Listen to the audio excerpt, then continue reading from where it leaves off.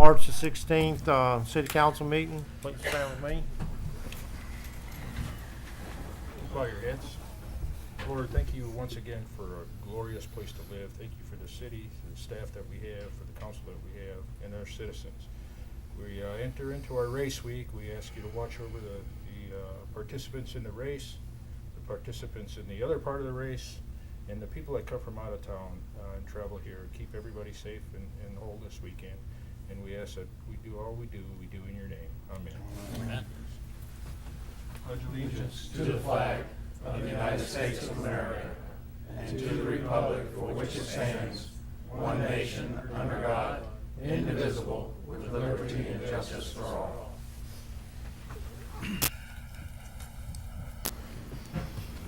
Thank you, Mayor. Kathy, would call the roll, please. Mayor Shute. here. Denton. Present. Ivy. Here. Lawrence. Here. Stewart. Here. Carlisle. Here. If anyone's in the audience that's not on our agenda, if you would like to be, if you'll see Clerk Haley, she'll get you set up. Mayor? A couple things. It's race week. I hope you all know that. There's a few more people in town, so be careful out there. It's a big week for Sebring in Highlands County, so everybody come out and enjoy it. Tonight is a 12-hour Fanfest from 5:30 till 8, I believe, or 9, or whenever everybody leaves.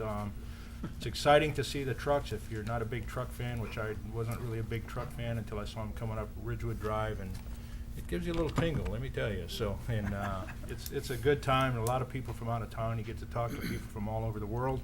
There are people that have come from all over the world, even though the COVID is there. To get back home, it's like an arm and a leg what they have to do to get out of here. So they've got to get tested here. If you go to England, you have to be tested 3 times before you can unquarantine. So, I mean, it's a lot of, they've taken this serious. The Fanfest is tonight. Art League is their galas tomorrow night from, I believe, 6:30 to 9 down at the Civic Center. So if you all want to enjoy just some good friendship and fellowship, you know, get a couple tickets to go to the Art League Gala. We got racing all weekend. Coming up before our next meeting, we had the Soda Festival. That's on the first weekend in April, and then followed by Easter. So just remember why we're here and what we all need to do. So the other thing I have is I do have a proclamation for the American Red Cross, and is Gary Amell and Dennis Sanders here? Come on, I'll come down here. Are you Gary or Dennis? So are you Gary or Dennis? Yeah, Gary. Gary, all right. Gary's a volunteer disaster action team. Dennis Sanders was a community volunteer leader for Southern Florida. But this is American Red Cross Month is March, so I'm going to read the proclamation from the city. It says, whereas in Highlands County, the Red Cross has a long history of helping our neighbors in need, fulfilling a unique and vital role in our community, providing help and hope in the face of emergencies and disasters, and is a true reflection of the humanitarian and volunteer spirit of the American people. And whereas for over 78 years, United States presidents have called upon people to support the American Red Cross and its humanitarian mission. President Franklin D. Roosevelt was the first to proclaim March as Red Cross Month in 1943. Since that time, every president has issued proclamations designating March as Red Cross Month. Whereas the American Red Cross has been helping people for 140 years, responding to disasters, assisting members of the military, teaching life-saving skills, and providing comfort and support. Whereas nationally, the American Red Cross responds to an average of 60,000 disasters every year. The organization also provides a link between those in the military and their families.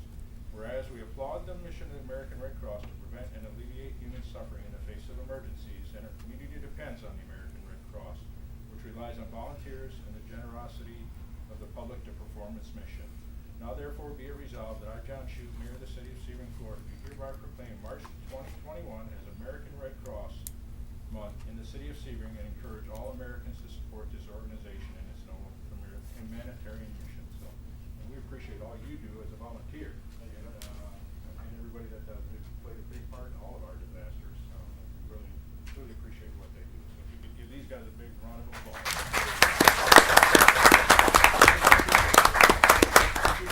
You keep that. Oh, you got one for us for our records, and you guys keep that. So, very good. Okay. Thank you. Thank you.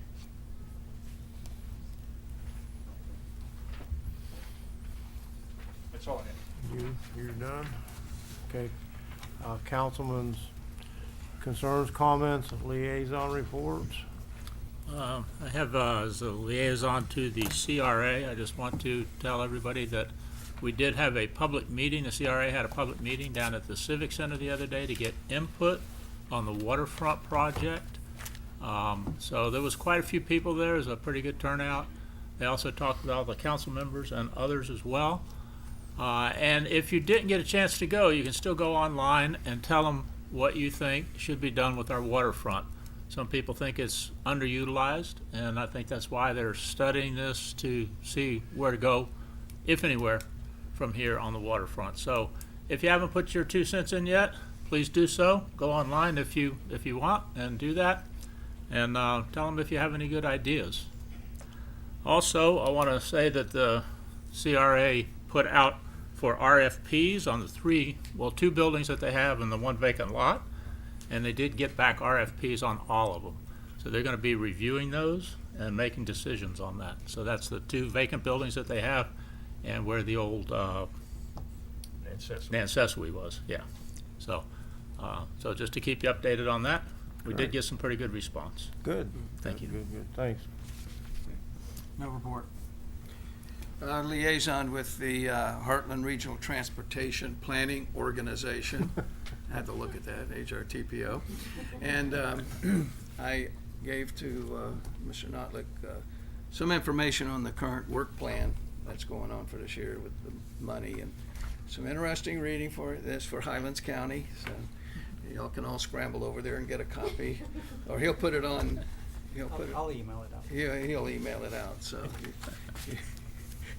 you can review that. But it's long range, folks. That's why I kind of a little joke there. But none of us will be here by the time it all comes to fruition, probably. So at any rate, that's was my liaison trip. Thank you. Tom? Yes, actually, I do have 2 items. Number 1, I, like the rest of the council and mayor, attended ours was Group 3 in the Waterfront Initiative. It was very productive, a lot of good thoughts, a lot of good information to consider, and I think we have a long way to go in a short time to get there. But I think everybody kept level heads. They had some great suggestions along the way, so I'm very optimistic as what we can accomplish down there. The second thing was, and I wasn't going to bring it up tonight, but I figured I really kind of need to go on the record. I actually spoke with our city administrator, Mr. Natelick, today, as well as our police chief, Carl Hoagland. I have a sincere and genuine concern about the bird scooters and some of the things that I personally witnessed on 2 different occasions, and complaints that have come to me through citizens. And I'm also aware of the fact that I believe the police chief received an email, I think it was this week, about another concern. Some of the behavior and the times of the days and nights that they're being rented, they're being taken out and being driven down the middle of Lakeview Drive, down the middle of North and South Ridgewood Drive, and some of the near misses that I've actually seen myself personally when I was out walking my dog was incredible. So I don't want it on my conscience. I just want to let you know that I think it would be important for all of us to keep our eyes and ears open and understand what may come of that. If it does, I hope it doesn't. We also have a city ordinance that's been in effect ever since before I was police chief. As a matter of fact, back in 1981, I believe, Kathy, is when the ordinances were revised. And specifically, there's a location around Circle Drive, North and South Ridgewood. South Ridgewood from Wall Street, around the circle, all the way to North Pine on North Ridgewood. It prohibits bicycles, skateboards, and roller skates. Doesn't say bird scooters. It doesn't say. We're good. But theoretically, it's the same thing. And it's for the same concern, if you want to call it that. I think that's something that we just need to keep an eye on and be prepared to address in the future before we end up feeling bad about something that maybe we thought was a good idea. I've done a little bit of research on the internet, and I see why some of the other cities have pulled off of having the bird scooters as well. So that's my input for that topic. Thank you. Thanks, Tom. Well, I'll just add to that. I seen 2 young men going down both sides of the sidewalk in front of Dee's and on the other side on the sidewalk just as fast as they could go. And if somebody stepped out, they would hit them. And that was I thought about that too, so. Yeah, and it has nothing to do with the bird scooters, it No. has to do with the behavior of the operators of the bird scooters. Right, absolutely. Thanks, Tom. Okay, we have consent agenda. We need a motion. I'll move to accept the consent agenda. I'll second it. Okay, we have a motion, a second. Is there any discussion on the consent agenda? If not, we poll the board. I got something. On the consent agenda? Well, I don't know, but I want to make comments, but I think I'd be waiting till later about the developmental meeting, the meeting we have Thursday. You need to see her and get on the agenda. But don't you have it at the end of the, don't you have it at the end of the meeting for comments?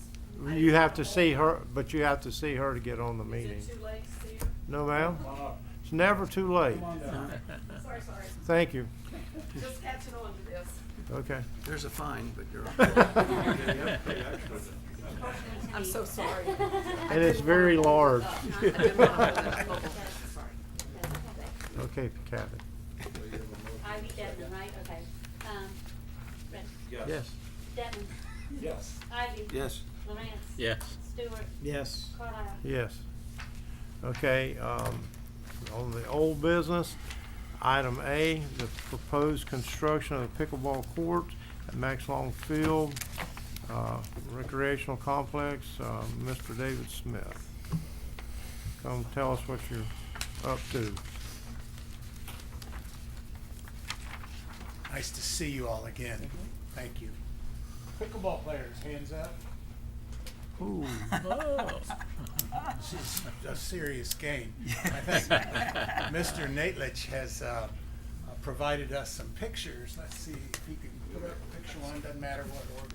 Just to give you a look and feel of what we're doing out at Sun and Lake. Am I loud enough? Can you hear me? Yeah, Yes, go sir. ahead. Working on it.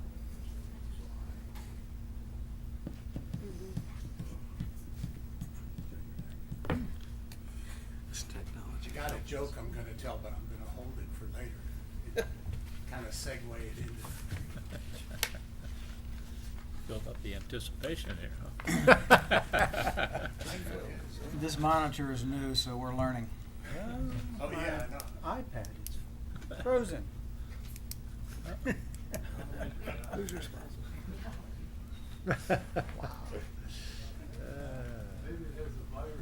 We can, Program for 5:30. we can skip it, Scott. It's not.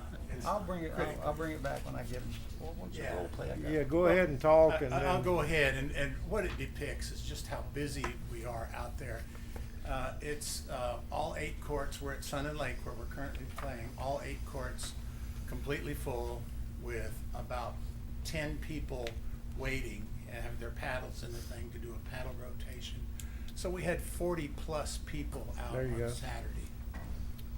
Yeah, here they are. That's me. We're looking for this guy. We don't It is. know exactly where he is, but I think he lost every game. Mark Special Stewart. award we want to give him if we can find him. You get lessons? Yes, I Actually, do. the point of this was, here are the people waiting to play. All 8 courts are full, and those paddles in there, they're waiting to get on. It's a busy sport. This just shows it the other way. There's that strange guy again up there. We'll find him, we'll track him down. But anyway, that's that. So, talking about pickleball again for a little bit, I'd like to introduce you to Dana Adams, who's going to talk for just a few minutes about his knowledge of pickleball, and we'll have one more after that, and then we'll finish up pretty quickly. Dana? Thank you for allowing us to come in, talk here today. What I wanted to add to the story here, I had the opportunity to travel the country and play pickleball in now over a dozen states. And what I want to tell you folks is that pickleball is a great community program. It's a friendly group of people. I've gone into all these cities that I travel to. I'm just there for a day and I have immediate friends, just playing on the court. Very social game. It's great for families. When I go to other communities, which is a big difference that we have here in Sebring, go to other communities, there's folks of all ages playing on the courts, from grade schoolers, high schoolers, young families, on up to the seniors. We don't have that opportunity here in Sebring. I'm committed to a lifetime of physical fitness and have always been active through the years, and it's always difficult for people from 20 to up to the senior area to stay active. There's not sports available, there's not facilities available. The game of pickleball is something that's a very nice, active, moderate sport. It's for everybody. We can get people within 20 minutes. I can take any one of you folks out there, even Dave Smith, have you playing a fun game, enjoying yourselves. It's usually a game that's played in doubles. You're fairly close on the court, unlike tennis. So you're constantly chattering with your partner, you're chattering with the folks across the way. And it's just a great way for people to get to know each other. Very good community asset to have.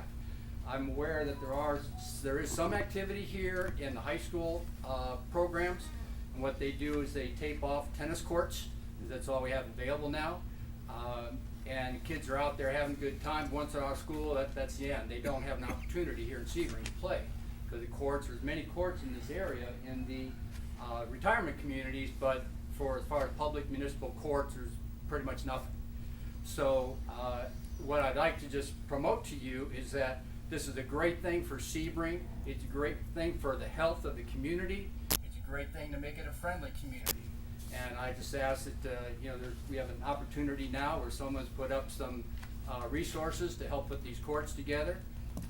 Some matching from you folks, maybe helping us out with some regulations and such. It's a great program for the community. And I think you will all be thanked by the people in the community if you move forward and put this project through. Okay? Thank you. Thank you.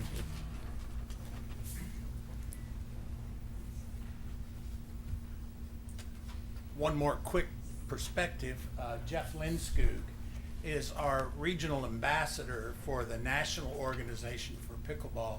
So we all know Jeff, he beats us on the court all the time, and but he does a great job representing the sport. So I'd like for him to speak with you briefly. Jeff? Thanks, Dave. Good afternoon, everybody. Good afternoon. Kurt, good seeing you all. Fellow police chiefs, retired police chiefs. I'm a retired police chief from the Palm Beach County area. Moved up here to Sebring full-time in 2016. As Dave was saying, I'm the ambassador for USA Pickleball. My message is short and sweet. Pickleball is the growth sport in this country, if not the world. In 2020, there were just a little bit over 3 million so pickleball players. The latest numbers came out, put us over 4 million. There's over 60,000 members of USA Pickleball alone. So it's a growth sport. So what I would like to see Sebring kind of get in front of this and provide opportunities for the community. I would look out to this audience right here and invite every one of you to come play, but I don't have any place for you to come play. And we have an opportunity here with the Max Long location, which is ideal. It's right near Route 27. If it's a quality complex that we envision, 8 courts, that's tournament size. We can draw a lot of people to Sebring for tournaments, businesses for the local community. Everybody's going to come in on 27 one way or the other. So it's an economic adventure for the community, but most of all, it provides a recreational option for your residents. In partnership with the city, I can't think of a better way to go about this. Whether or not it's Max Long or it's another location that you might have in mind, I just plead with you to seriously consider partnering with us and establishing a location for public access. That's the big thing here, public access to pickleball, and that you provide a facility that can handle what we would consider to be the anticipated crowds. You can see Sun Lake, and those people pay $200 a year or more to play at that facility. I can't ask somebody here to come and pay $200 to Sun Lake just to come up and try pickleball. We need a place that they can come and play. So, unless you have any questions of me? I do have one question. I mean, you're pretty well versed in this, but is 8 courts enough for what you want? I mean, for tournaments and that kind of stuff, or, I mean, to draw people in from all To hold a over, halfway so. decent tournament, 8 courts is kind of like the minimum. Obviously, we would like a lot more courts. Right. No, I understand. But I think you start somewhere. I think 8's the minimum. Again, as an example, these tennis courts you got right out here that I've never seen anybody play on. I'm not saying that they don't, but I've never seen anybody play on. That could be converted to 8 pickleball courts just like that. And we can establish a program right here, right in the center of town, drawing people into the circle area. They want to eat and drink afterwards. What better location than right in town? Not saying that the Max Long location isn't as ideal. So, again, the issue would be to partner with the city. We can't do this on our own, but I've been involved in local government. My whole career was local government. This is a win-win situation. I've been at the front end of many win-win situations, and this is one of them. So, again, we would appreciate your support. Thank you. Anything else?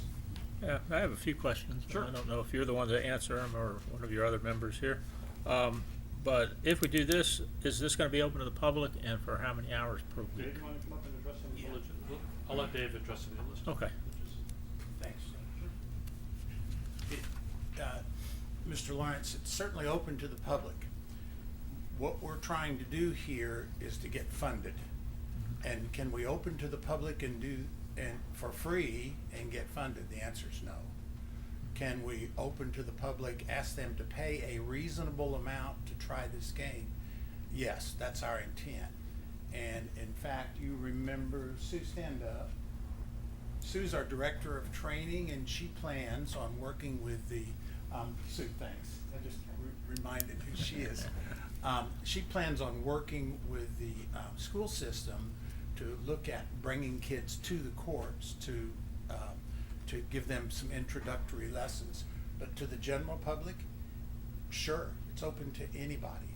How much are the fees gonna be then if you have to sign up? If you wanna come in and try it for the day, $5. Uh-huh. If you wanna come in and try it for the month, a little undecided, but we think about 60. If you wanna come in and try it for 6 months, which a lot of snowbirds will qualify for, 120. And if you wanna join for an annual fee of 170, then you can. Unlimited play during that time period. Okay. Well, I would like to just say that I wish you could open it to the public at least some hours during the week or some time, so that, you know, that I might wanna come over and test it out.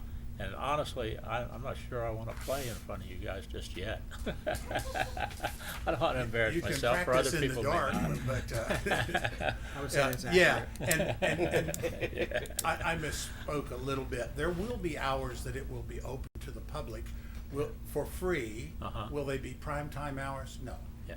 No. That's something like, let's just say 3 to 5 o'clock, and I don't know what your prime time And it's is. actually gonna be more than that. Yeah. We're probably talking like 1 to 5. Okay. Every day.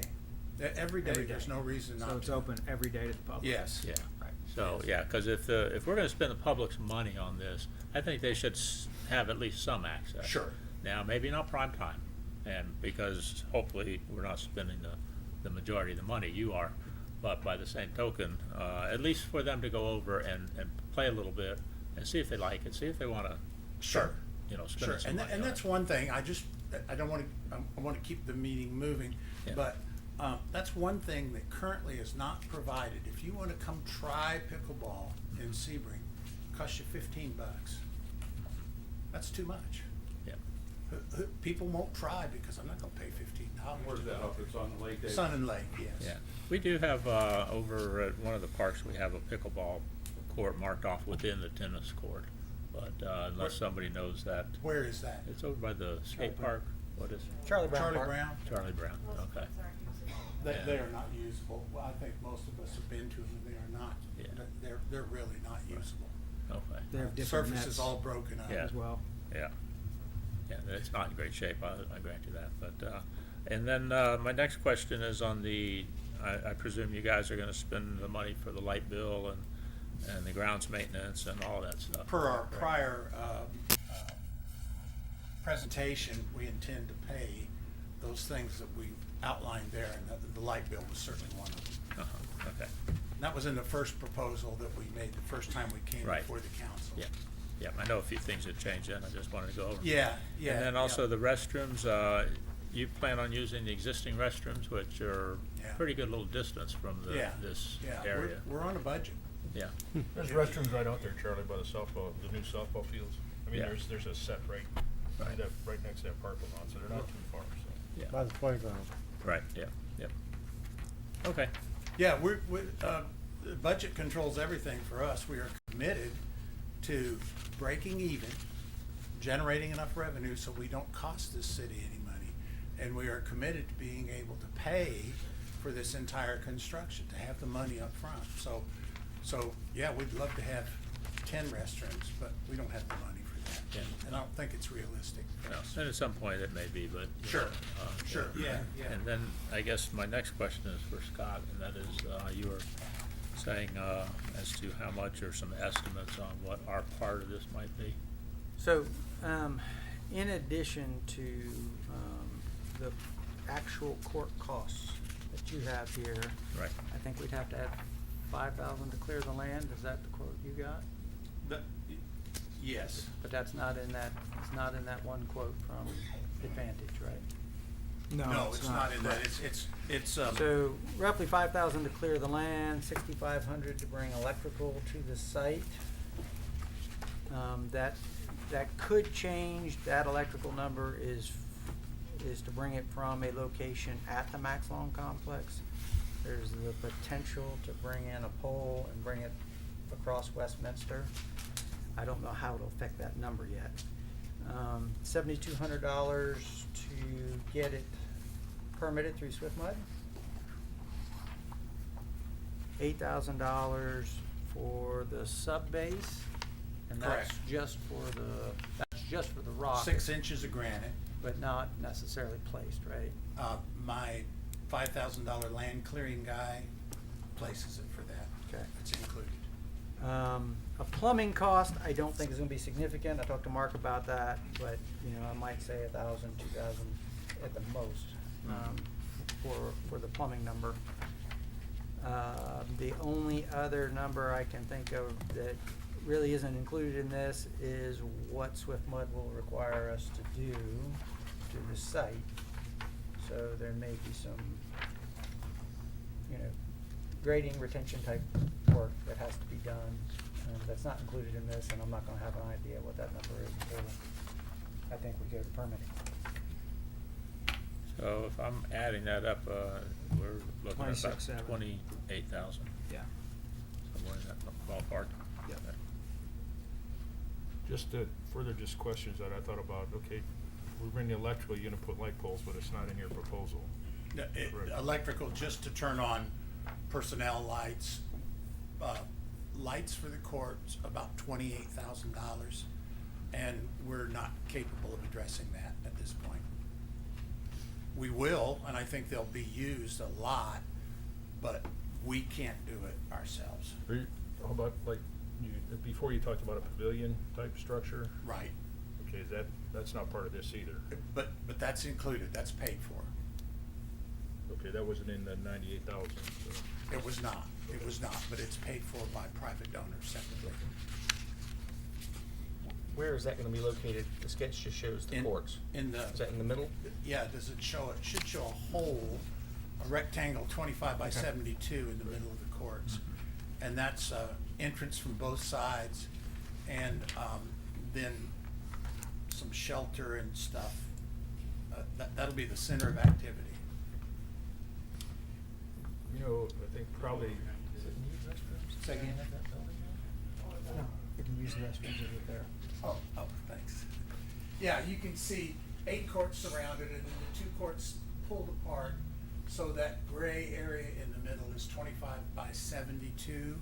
Currently, half of that will be sheltered with a metal roof type structure, so you can get in the shade mostly, but also some rain too, protection to be provided there. I've kept it out of all these numbers because I want to keep our eye on the prize here. I want us to stay on this subject. That's done. I mean, that's something that we need to know, I would think, is that, first off, of what, the funds that you have now, where the additional funds are coming from, so, you know, we don't get 3/4 or 90% into this project, and all of a sudden, somebody throws up their hands and says, we're out of money. We need the city to finish it, you know, pavilion and all this other stuff, just an upfront thing. But I also think what, Scott, you need to do is to get with these guys, put all this stuff down in writing, and then we take a look at going to RPAC that we can leverage. RPAC usually funds a third, and a third.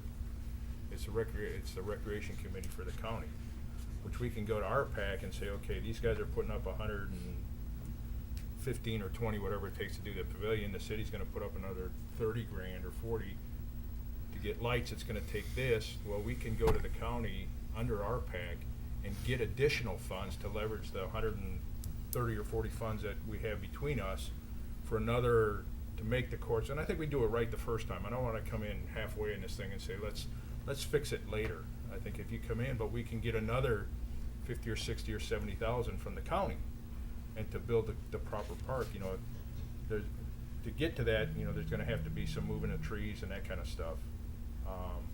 You know, and expanding maybe some of the parking, cause it sits back in there, you know, went back there, and it's pretty overgrown there.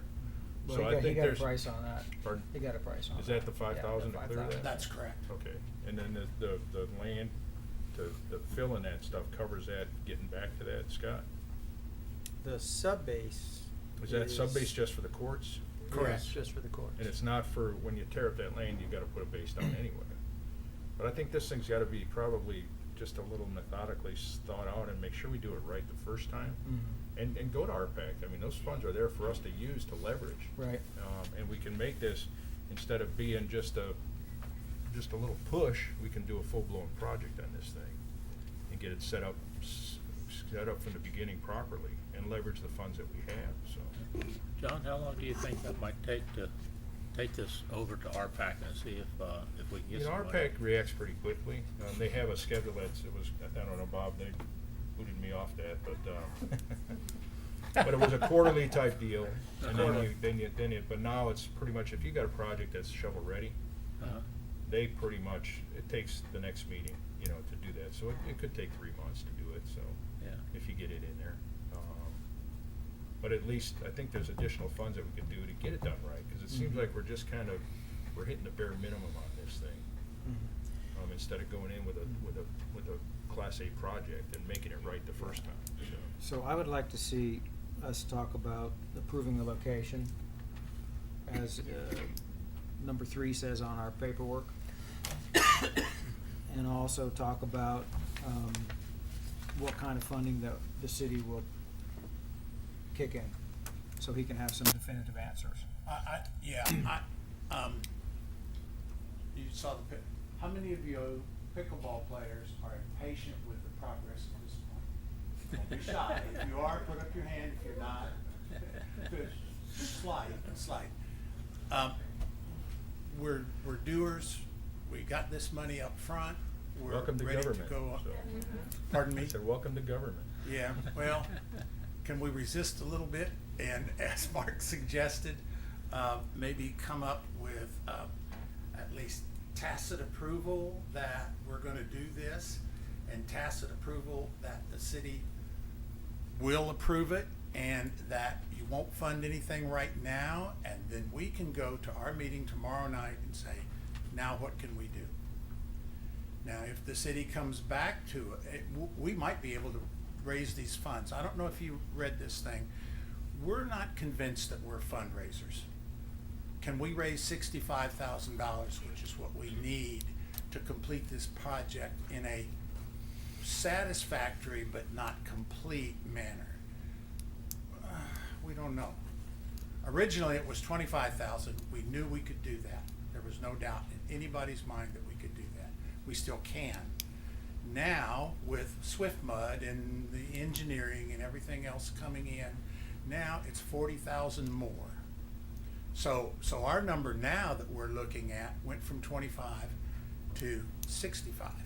In addition to the grant money or the money that you got from. Correct. Right. Correct. Right. So That's it's fundraised money Yeah. that we currently don't have in our pockets. We were comfortable with 25.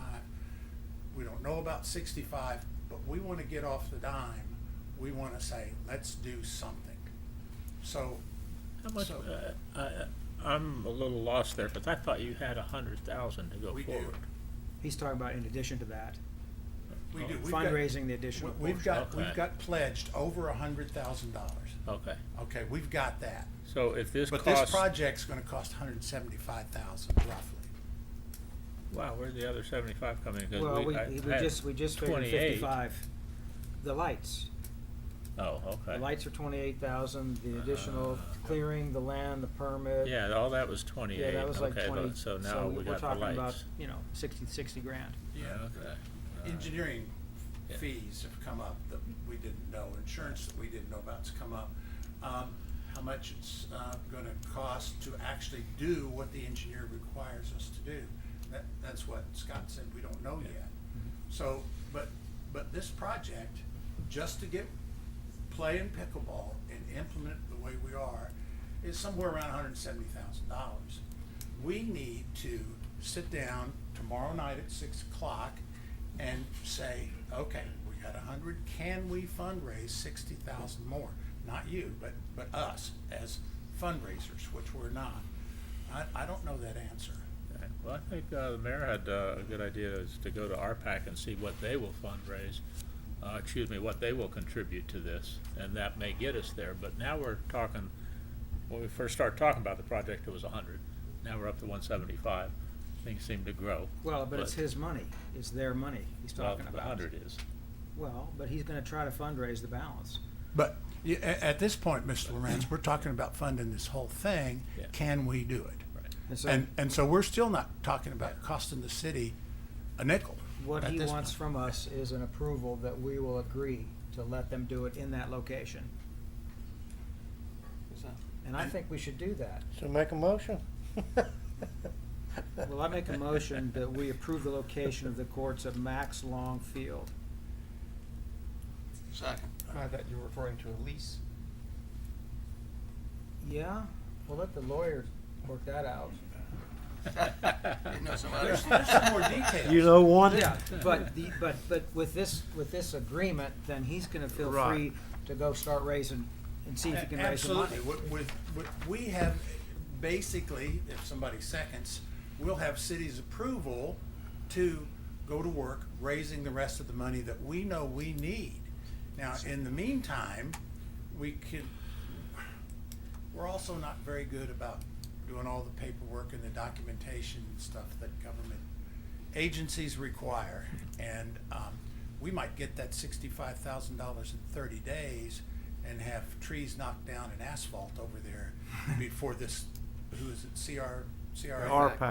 RPAC. Before they even have their next meeting. Can it be in progress? And we want that option. Well, I'm gonna make an amendment to that, and that is, as long as this is gonna be open to the public at least 20 hours a week at no charge. Which it definitely will be. Well, that's my amendment. Yeah, at least. That's Yeah. that's fair and that's moderate. So you're amending my motion? Yeah. Can I do that? That's a pretty good trick, man. I like it. Okay, You have to what's agree the to it, proper or else they gotta vote procedure? on that. Do I have to agree to that? No. You don't have to, but if you don't, then they have a vote on whether or not to amend the motion. I agree. Have to vote on it. Okay. Well, thank you, Mark. Well, I think that's pretty much understood that it's gonna be open to the public, so. We didn't even get a second, though. So we need I got a second. No, just second to the amendment. And Oh. we have to vote on the I'll amendment. second. He's agreed on the amendment, so Sir? that he's agreed on, Oh, that was part of his original motion? it is now, yes Okay, ma'am. got it. I- Second. And he yeah. renewed So we his didn't thing. amend it, we just added it to the motion. Right. Got it. Okay. Okay, so we have an agreement that we're. We're we fixing to need vote to on vote. it. Oh, sorry, government. excuse me. Yeah, this is government. All right. Who wants discussion? Yeah, yeah, We're still open? yes, yes. Okay. I don't know if Dave or Chief Linskook would like to answer this question. Actually, Charlie, thank you. You got the first part of my question now. And this is not to throw a curveball at all. I just don't want anybody to get surprised on this. Is there, and I'm asking this question, I suppose, and I don't know if I'm directing this to Scott or whom. Is there any question from either the DEP or anyone else of sand skinks or some sort of exotic birds or protected species that might prevent them from having to go forward in this particular location? Do we know that? Let me understand that we don't know that, and what I don't understand is the process, and that you might know better. The process appears to me that an engineer that we hire and pay for goes out there, designs the courts, and takes all that information to SwiftMud. And SwiftMud then says, okay, bury the skinks and do all that, and we'll do all these studies. I think that's what happens. Well, we need to find out who that person is that will give you that green light, because otherwise all of this discussion and all of the folks around here with such, you know, the wonderful aspirations as well as myself would be for naught. So somehow we gotta find out who that party might be. Can we make that Mark's motion contingent upon obtaining the proper Contingent upon- permits? Can you do that, Mark? Is that part of your motion too? So I think he's talking about the concept, and we will work out the lease. Yes. We'll work out all the various specifics. Yeah. They're not going to go turn dirt tomorrow Yes. if Because the he doesn't have the council money says yet. yes. We're just approving 100,000. the property if all of that is okay. Okay, which brings me to my second question then. I thought Now, we- whether you, Dave, You only get or one. Jeff would like to answer that.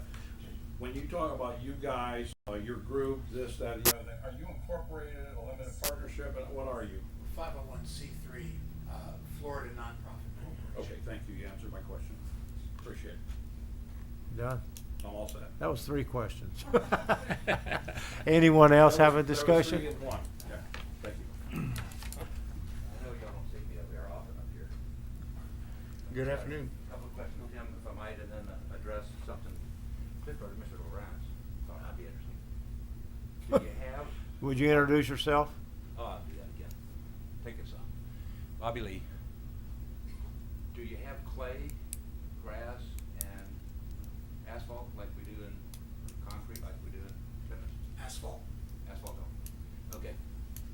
Makes it a little more complicated, but we have an interesting area in the city of Sebring. If we're trying to draw people down to the city of Sebring, one that would probably, based upon those measurements I heard, hold 8 courts. There's lighting and there's water right now. It's right across from 2 neat old historic buildings. It would draw people down to the waterfront. It would draw people downtown near the circle who could come and eat and everything. It's already paid for by the city. Probably the only thing you'd have to do is in between the 2 rows, it'd be on each side, is put a retention area. There's gotta be one somewhere. Can you tell me the dimensions, Bob? I haven't walked off of my little roller yet. But it's, I don't know, probably 400 feet by 200. 150 one way, I believe. That would be from road to road, and then the other is probably about 400. 150's tight, but doable. Thank you.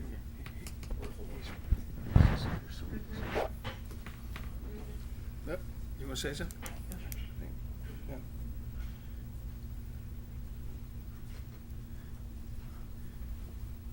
Good afternoon, Casey Hart with the Highlands County Tourist Development Council. This is weird to be here in the afternoon. It's very odd. I just wanted to let you all know, I know some of you may be aware, the TDC back in 2020 embarked on a sports audit, looking at all of our sports facilities in the county. And they did find that with Max Long, there was a need for more parking, there's a need for more fields, baseball and soccer as well. Love pickleball. I know it's one of the fastest growing sports in America right now. I just don't know if this is the right location for this. I know it's very easy to convert tennis courts to pickleball courts. We have a lot of tennis courts that aren't being used in the county. So I just wanted to bring that to your attention, that all supporting of this, but maybe the location is better used for expanding things that you already have at Max Long. Thank you. Any other discussion? I can address Ms. Hart's Okay. point, well taken. This is we started a year ago, looking at sites. In the metropolitan area, where people will come, where you'll have enough people, the only site I would consider better at all is right out there behind that door, whichever way it is, those abandoned tennis courts. Everything else is too far out or in a neighborhood that we don't find. We're wide open. We can start all over again. But I don't think we're gonna find anything more suitable than where we are. Maybe. Ms. Hart, you mentioned abandoned tennis courts. Where are you thinking? Well, you and I had talked about Avon Park was interested, they said there are tennis courts, they're not used. Whoa, now. But there's also tennis courts right here, that I think somebody alluded to already, that could be a possibility. We've actually already discussed this, but the council won't give them to us. You didn't ask Yeah, me. and I have spoken with, we actually looked at those Avon Park. It's not big enough. We're trying to do stuff in Sebring, Casey. I know, we've already talked about Avon Yeah. Park, and they expressed an interest in me to say, hey, what can we do with our courts, so. Do we use these tennis courts? Yeah, they're not quite big enough. We went out there just a couple of days after you and I spoke. And I'm sorry I didn't get back to you. I should have.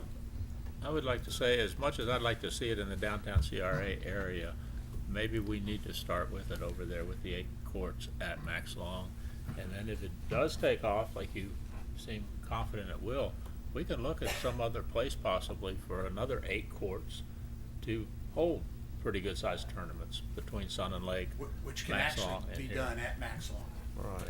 Yeah. Well, that's. There's room out there for you. That's a possibility, but I understand where you're coming from, that you want to move on this, and I think we need to at least take a vote in the concept. Well, with it. just so everybody knows that, we didn't just say we want this piece of property. We've looked at other properties, and this one seems to suit everybody the best. So, any more discussion? Just a question, was the reason that we weren't interested in the tennis courts out here is because this property could somewhere along the line be put up for sale if we were to do Yeah. the relocation of the new and renovated city hall? Is that the reason? That would certainly be my reason. That's part of it. Yeah, that's Okay. part of it. That's 'Cause that's a pretty good chunk of That's- parking, if you wanna call it that, Yeah. somewhere down the road if someone was interested in that. Yeah. But it definitely, if we weren't selling the city hall, I'm with you 100% right out there. It's ideal. Yep. Yeah. Thank you, Tom. Yes, sir. Anyone else? Call the board. Chapman. Certainly, yes. Ivy. Yes. Lawrence. Yes. Stewart. Yes. Carlisle. Yes. Thank you. Okay, you got it. You got it? Good, it's a start. Yep. Next step is when you write that resolution, if you look at the 3 options that I get was, no courts whatsoever, that's an option. We didn't want that one, obviously. I don't think anybody does. The next option was approval. We're on our own to decide if we can raise the money. The third step, and we hope the step that we really can have, is we'll get started and maybe the city will find some money somewhere along the way and we can finish it up. If we have assurance of that, we're in business. We can make this happen. I think we should go to RPAC and see Yeah. what they will contribute also. Can it be in motion and apply for RPAC? Can it be working and apply? Can they start the project? I'm not sure that you can start the project. I can find out. No, you can start the application process. Yeah. And that's what Okay. I'm suggesting that you do, and I think, you're gonna have to have good numbers, which you've got pretty good, but it's all gonna have to be on one page. Can't construct the project and then come back and ask for Correct, money. exactly. So, and then you're gonna have to verify funding in that too, so where's the money, is it hard money coming in? RPAC's Okay. not gonna jump into it, which we The don't question, need to the either. question I would have is could you construct part of the project and then seek funding for the rest of the project? That'd be Well, good. why not just go ahead and get it started? Well, if you As get the far as application, get it goes approved, with it's gonna take RPAC. engineering, and Swift Mud is gonna take you 6 years anyway. That's true. It's very encouraging, Mayor Shute. Thank you. So it's gonna be a long time. So our deal again is, we're ready. Right. They're not being very vocal, but boy, do I hear it. these people wanna play pickleball. And there's about 90 more of them that are ready to come play. And with this access that the city provides to lessons that Sue will teach, classes that Sue will have, it's gonna get busy. We're very, very comfortable with our potential for success. But not till we get asphalt on the ground. That's gotta happen. Okay. One final comment to you, Dave, do you mind?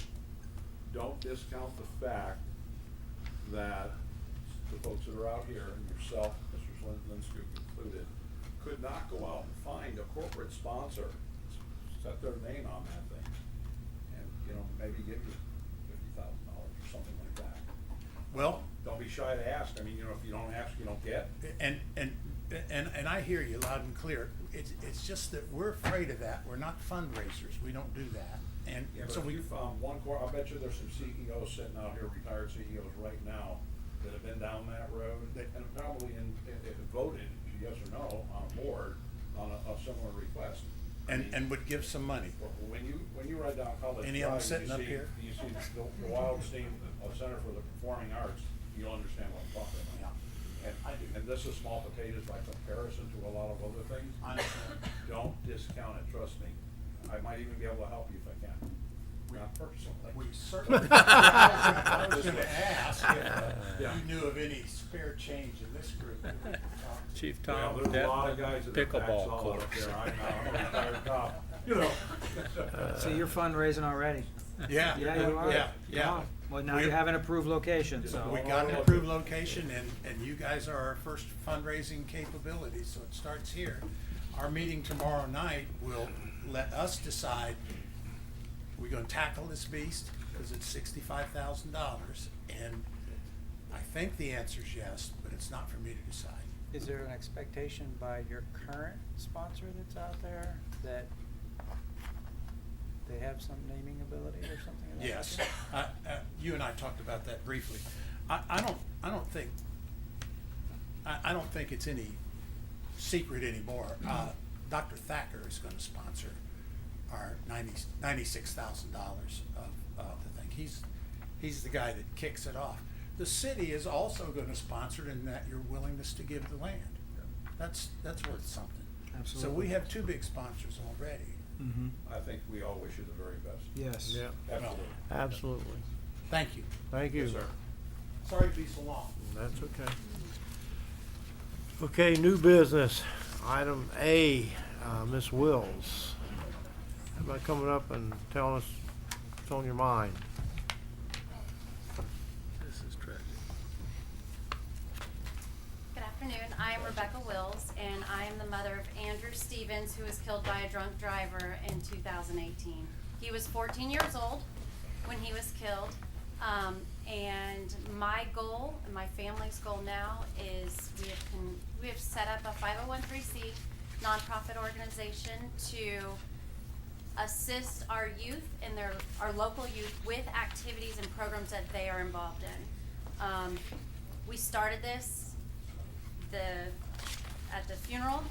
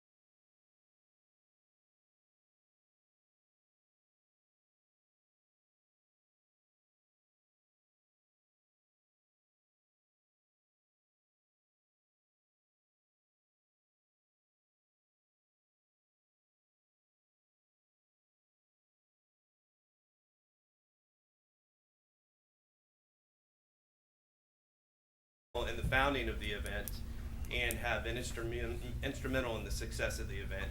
And you know, and I felt strongly about that. It wasn't just Heartland Triathlon. You know, I personally gave, my gave, Legacy Bicycle gave. So I felt strongly and got defeated. I have a question for you, I guess. So, Yep. if I understood what you said, the county is not going to contribute anything. That is the one commissioner's opinion, and his tell to me was that was going to be staff's recommendation. Okay. So you didn't go in front of the county commission today and ask them for support? No, sir, I didn't have time to get on their Okay. agenda. Okay. I started with a commissioner in a conversation so that he could start with staff so that we could work towards getting on the agenda. I see. It's going to be a challenge to go against staff's recommendation, and I'm not excited to do that. But All right. Okay. And How then- much did they give you last year? Or 2 years ago? So nothing. They haven't in the past, Mhm. outside of a couple duty stations Mhm. for SO, Mhm. and they have never in the history of the Heartland Triathlon billed us for traffic ops. This year, you can see Yep. in the agenda, that's a new addition. We've never had that $4,558 before. So prior to this, it was all in-kind stuff, they just. Correct.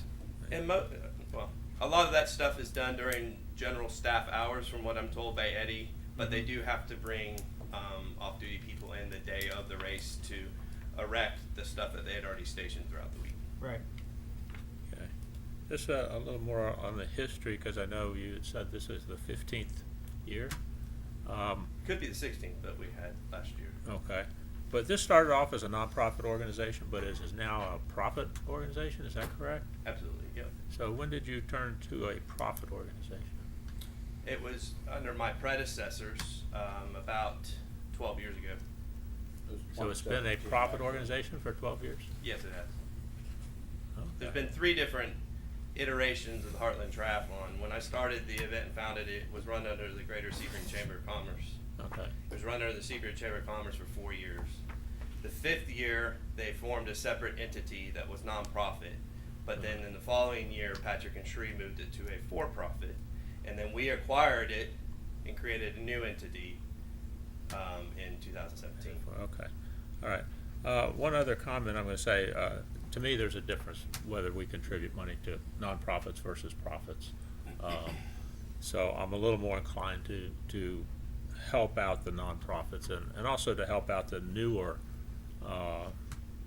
events. You know, as the events get older and older, if they're successful, and I think you guys have been very successful, and we're very appreciative of you doing this, by the way, but they need to start, I think, at some point carry their own weight, so to speak. And so the comment I'm going to make, I guess, is on page 2, and that is that you're asking us for somewhere in the neighborhood of $24,000 or some portion thereof, but then you turn around and contribute $25,000 to other nonprofit organizations of your choosing. So Actually, they're entities that volunteer and help to make the event success. Okay, so then you consider that kind of part of your, even though you're doing it as a contribution, you're considering it as part of your pay, if you will, for Sure. them helping out. Okay, well, my thought is just that instead of us contributing the money, maybe you could just take that money and go ahead and pay the fees and pay your own way. So that's kind of my comment with that. How much did we give 2 years ago? We have split it 50-50 over the past 4 years, if my memory serves. Is that right, Scott? But the 50, I mean, the total was much less than the 24 you have up Yes. there now. Yes, sir. So approximately. Last year, I think I was 65 out of pocket. The city was 65 out. Okay. So.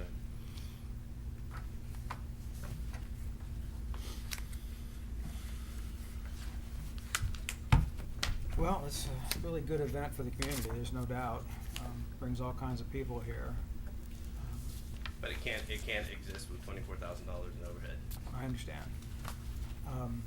Go ahead. Dan, quick Yes, sir. question. When you had your conversation with Commissioner Kerouac, you had mentioned last week, did you have a conversation with him yesterday as well? Yeah, he called me yesterday. He said that, actually. Okay, Yeah. I just want to make sure, because I heard all of that. did he indicate to you that they were going to review a policy that they would like to put in place for the county to address profit and nonprofit organizations? He did not. I would think that they should do that then. I mean, that would be a good idea, and it maybe is a very good idea for us to do as well. I think that's exactly what Charlie was indicating up here, and I would fully support that, to be perfectly honest with you. And also, just as a notation on the agenda item itself, under note near the bottom of the page, it says in 2019, City Council agreed to pay 1/2 of departmental fees, including HCSO. I don't know if that's a misunderstanding, because we can't do that. I mean, that's not something we would have the ability to That is how we. approve or disapprove from the sheriff's office. That's entirely Doesn't that include up to PD them. though, in Yeah, their figures? so and maybe, I don't know if Carl has something he'd like to say about that, but a couple years ago, we went to having SO handle the ops side of it, and instead of PD, because we were having trouble with staffing on the PD side. Right. And so, the reason we entered into that agreement is the city council at the time recognized that half of the, maybe not half, but a good portion of the duty assignments were in city limits, but being covered by SO because they did not have the manpower to cover those. I see. Am I being accurate, Carl? Yep. Okay. Yeah, and I do happen to recall, in fact, I had this discussion with Scott early this morning when I came by on some other additional city business, that through calendar year 2016, when I was still police chief, I was aware of the fact that it was a non-profit or not-for-profit organization. I came on council in 17, and that's when it changed. No. And so for 5 years, we have not been told until tonight, this is now a for-profit organization.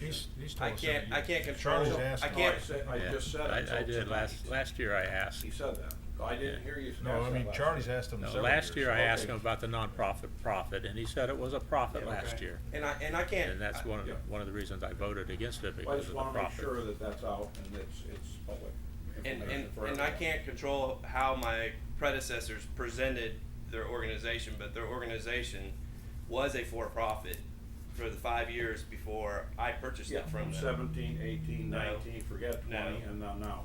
No. Sure. What, No. 17? From 2012 to 2017, it was a for-profit entity that I acquired from them in 2017. Well, you were purchasing the rights, correct, for the Of their- Heartland Triathlon Incorporated, is that? No, From no, Sherry Starr. All right, there's 3 entities out there that have existed. Yes, I This know is that. what I said earlier.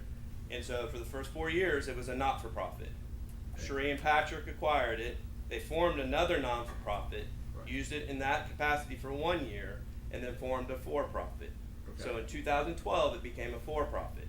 For how long? For 2012 to 2017. We purchased the rights to it in 17 and created another for-profit entity and have moved it. But for 10 years, it has been for-profit. Okay. I did some research myself yesterday on it through Sunbiz for the state of Florida, and that's not what I saw. Sure, well, I mean, SunBiz doesn't outline the Well, it says right at the specifics. top, it's either for-profit or not-for-profit. Correct, but you can maintain an entity without operating under that capacity. Well, okay, that's not what I saw in black. Yeah, I thought it was a nonprofit in the beginning, up through In 17. 16, it was a nonprofit, 15, Yeah. 14, 13, and 12. I thought it was a nonprofit. That's what I saw, too. unless I should have brought the paperwork with you, I could have handed That's it fine. to you. Every year that I've So, stood before you, we have been a for-profit, and I've shared that. Since 17, yeah. And I don't feel that our event management style company is appropriate to be a not-for-profit. That is not, we don't have a charitable cause, we don't, and I don't wanna operate it that way, and I don't want people to perceive it as being something that's not. So that's why I feel it belongs as a for-profit entity. I personally don't have a problem supporting a nonprofit or a for-profit as long as they're bringing events to our community.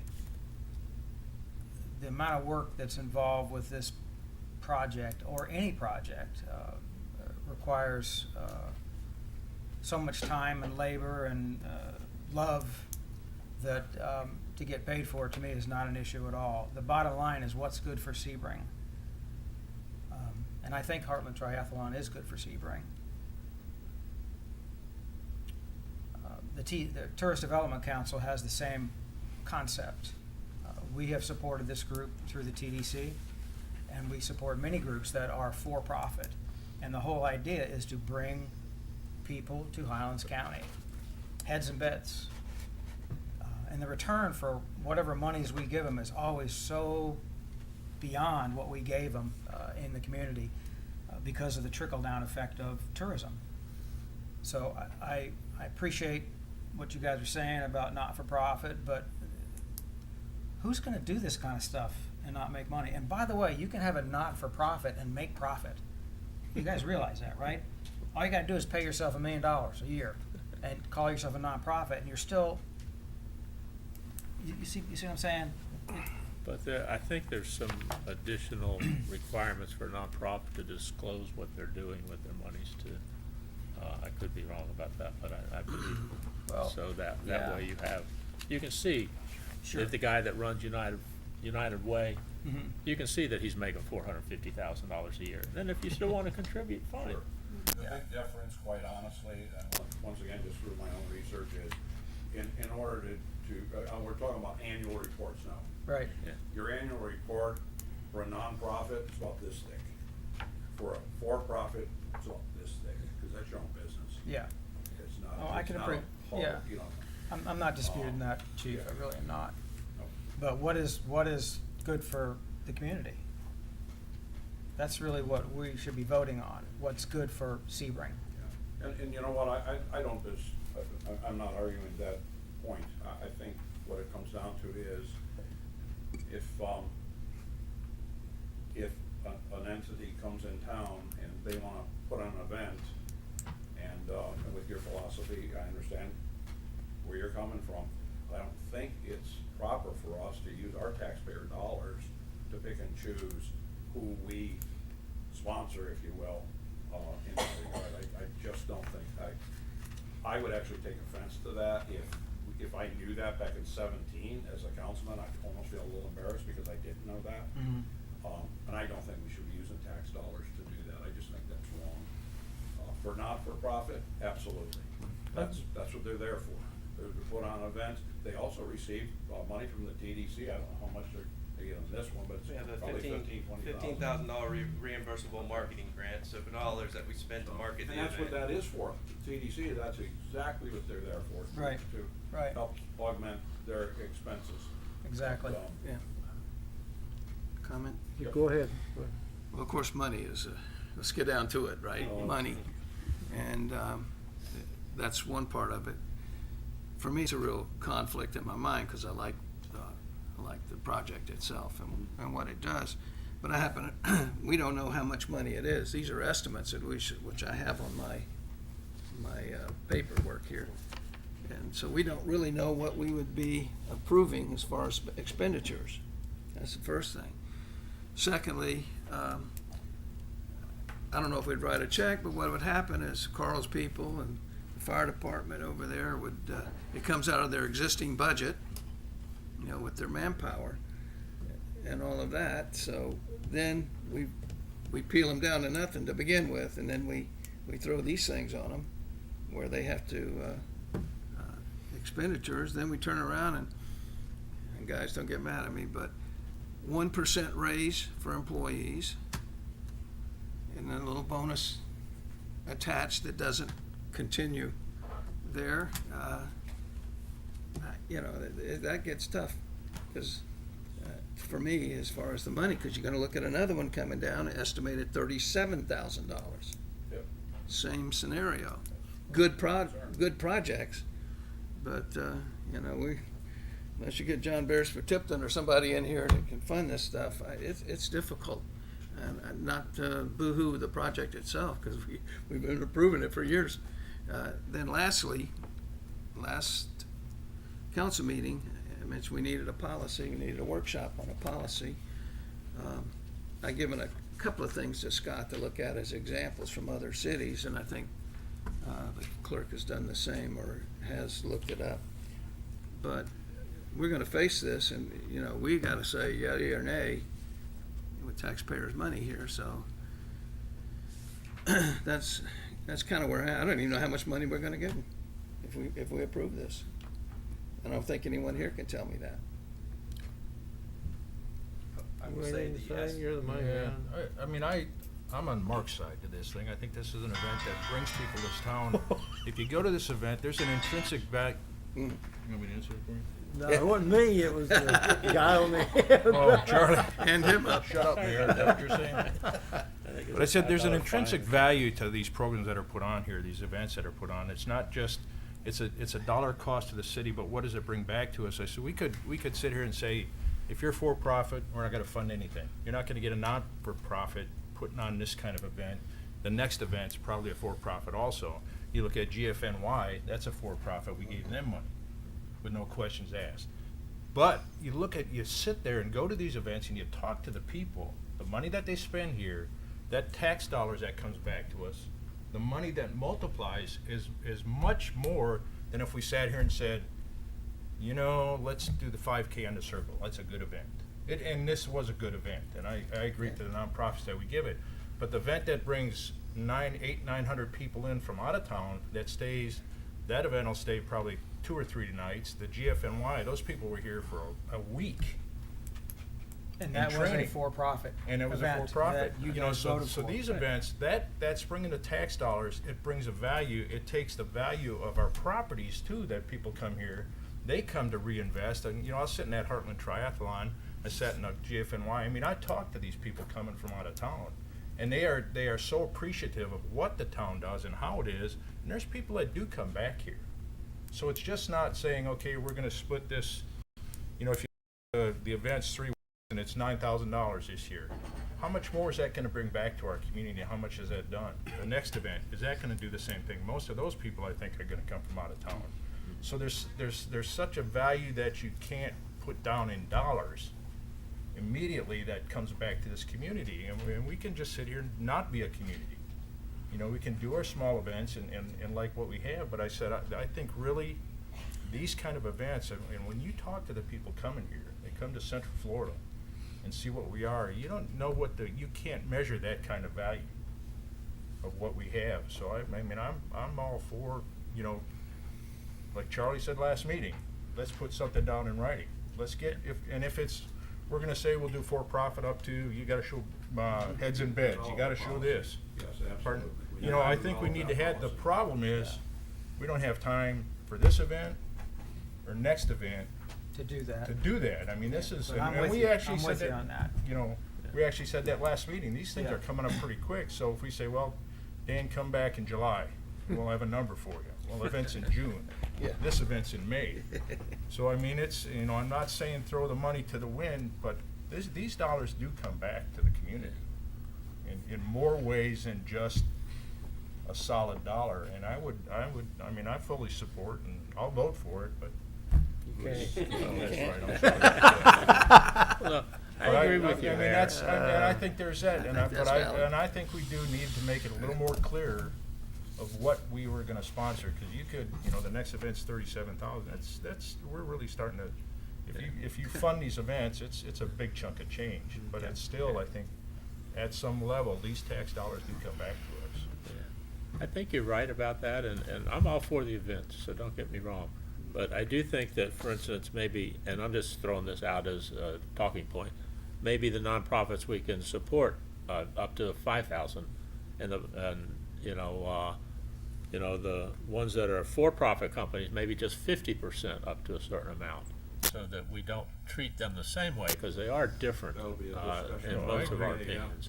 I But- agree, you have to have some, we need We gotta make it a lot We clearer do. for people that are coming here to say, Yeah. okay, we Yeah. think we can get And this. maybe we need an upper end limit on this too, because again, the next one coming up, like we said, is $37,000. That's a huge amount of money. We can end up spending, you know, $60,000 or $70,000 here on special events real quick. That's a lot of money on our budget. In a tight budget here. Yeah, Yeah, for real. that's right. Can I ask Dan a question? Sure. the invoice here, which is the lion's share, or at least the largest of those, is from the Highlands County Sheriff's Office for $11,070. Was it your understanding when you spoke with the commissioner that they would not be supporting that through the sheriff's office even? I mean, sheriff has his own budget, Correct. It was. but it's still county. Yeah. He was pretty clear that that would have to be a negotiation between me and the sheriff's department. So that's a possibility. It is. But I have not had that conversation with Paul yet. Yeah. And, County fire too? I'm not sure if I saw that. now, I will also mention the numbers that Mr. Detman's Yeah, referring to 9,000. include 4,000. PD. So PD is in that number. In the 11,000. Correct. Yeah, I think that should also be broken out. I mean, for full disclosure, that's our budget and their budget. Two separate budgets. I think part of the problem is the logistics in the SO running the ops. Their concern was where is each and every duty assignment, and then we plug in and we give city PD the opportunity to fill those spots. But if they're not filled by the spots, SO feels obligated to fill that spot. So that's why it's structured that way. And We can get a number for all of the officers that are posted inside the city limits, whether they're a Sebring PD officer or whether they're. And then you have a smaller one, which is an estimate through the county fire rescue also. The EMS. 1,500. Yes, sir. Fire rescue, yeah. Dan, are you going to go back, are you gonna go before the, county commissioners and even talk to them about this? I know you've talked to, Mr. Kerouac, and he, sounds like, staff's gonna recommend no, but are you going to give it a shot? I'll give anything a shot. Yeah. Part of my concern, and I stressed this to Mr. Kerouac, is I think we need to have a global conversation and not specific to just one event, because then we get into this, okay, Dan asked for this, Rob asked for this, Lydia asked for this. I think, we're in the same boat that you guys are talking about, or I think the county should be in that same boat, what's our policy in regards to this? And right now, from what I gathered, the policy is no. Okay. Well, I agree with the mayor and Mark. It is tax dollars, but we're also looking at bringing revenue in, not just to the city, but the county. They should be looking at that too, because a lot of these people stay in hotels that are in the county. They buy gasoline that's in the county. So all this returns revenue not just to the city, but to the county. And to that, I think Casey shared that GFMY was a $600,000 economic impact. Was that $655,000 economic impact For the county. as a whole, right? Right. Not just for. It doesn't break it down to Sebring versus county, but that Right, was, but that's what I'm saying. They should be more than willing to throw something in the pot, I would think. and that's why I reached out.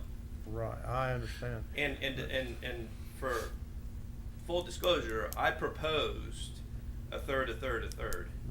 I told him I thought that was going to be the most fair and equitable way to handle this for events, is for the stakeholder to have an investment, the city to have an investment, and the county to have an investment. If we're going to want to continue to draw quality events to our area, I feel strongly that the city and county really needs to embrace it as a whole.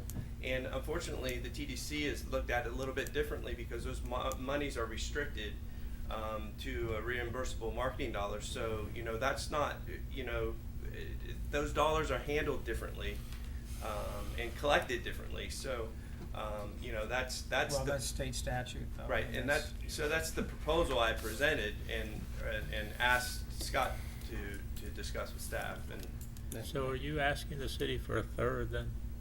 no, What are you asking for? I'm asking for you guys to consider the most that you can handle. I mean, the cost has gone up $14,000 this year. If I have to eat that, I can't do the event. Yeah. What about a 50-50? Well, and that's how we've done it in years past, has been a 50-50 split, since I think 17 or so. Can you do it with that?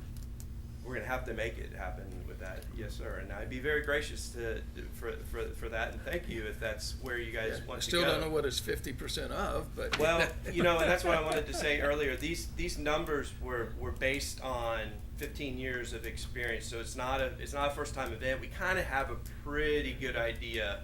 I mean, if anything, I'll probably go through and talk to the sheriff and probably Carl, because he's got the most experience with it, and see, you know, there's some of these stations we can handle with volunteers instead of paid staff, you know, to help try to minimize that cost. And that helps both of us. So if we can handle some of that with volunteers, we can minimize that 50-50 down, for sure. And I can speak to at least the city cost and the sheriff's office quote. That was worst case scenario, that number, so. Worst they- case. The I sheriff- asked them all to give us like the worst case scenario. That way, Most stations, correct. ran and all that, okay. I didn't want to come back and it would be 10 grand more than what we were projecting. Well, talk about coming back. We've got 3 months, or close to 3 months in between here. What's the latest date you would need us to make a decision one way or the other, or with some modification? Well, I mean, in all honesty, I need to know as soon as possible, because if the dollars, if it's $24,000, you know, we're gonna have to cancel the event. We can't absorb that, not after last year's decline and having to defer entries, and you know, my wife and I had to come out of pocket to fund some of that last year. So, you know, we won't be able to do it, and I'll have to refund it. So I mean, I need to know as soon as possible. And I do not mean that in any threatening tone or manner. I'm just trying to be as honest as I can, you know.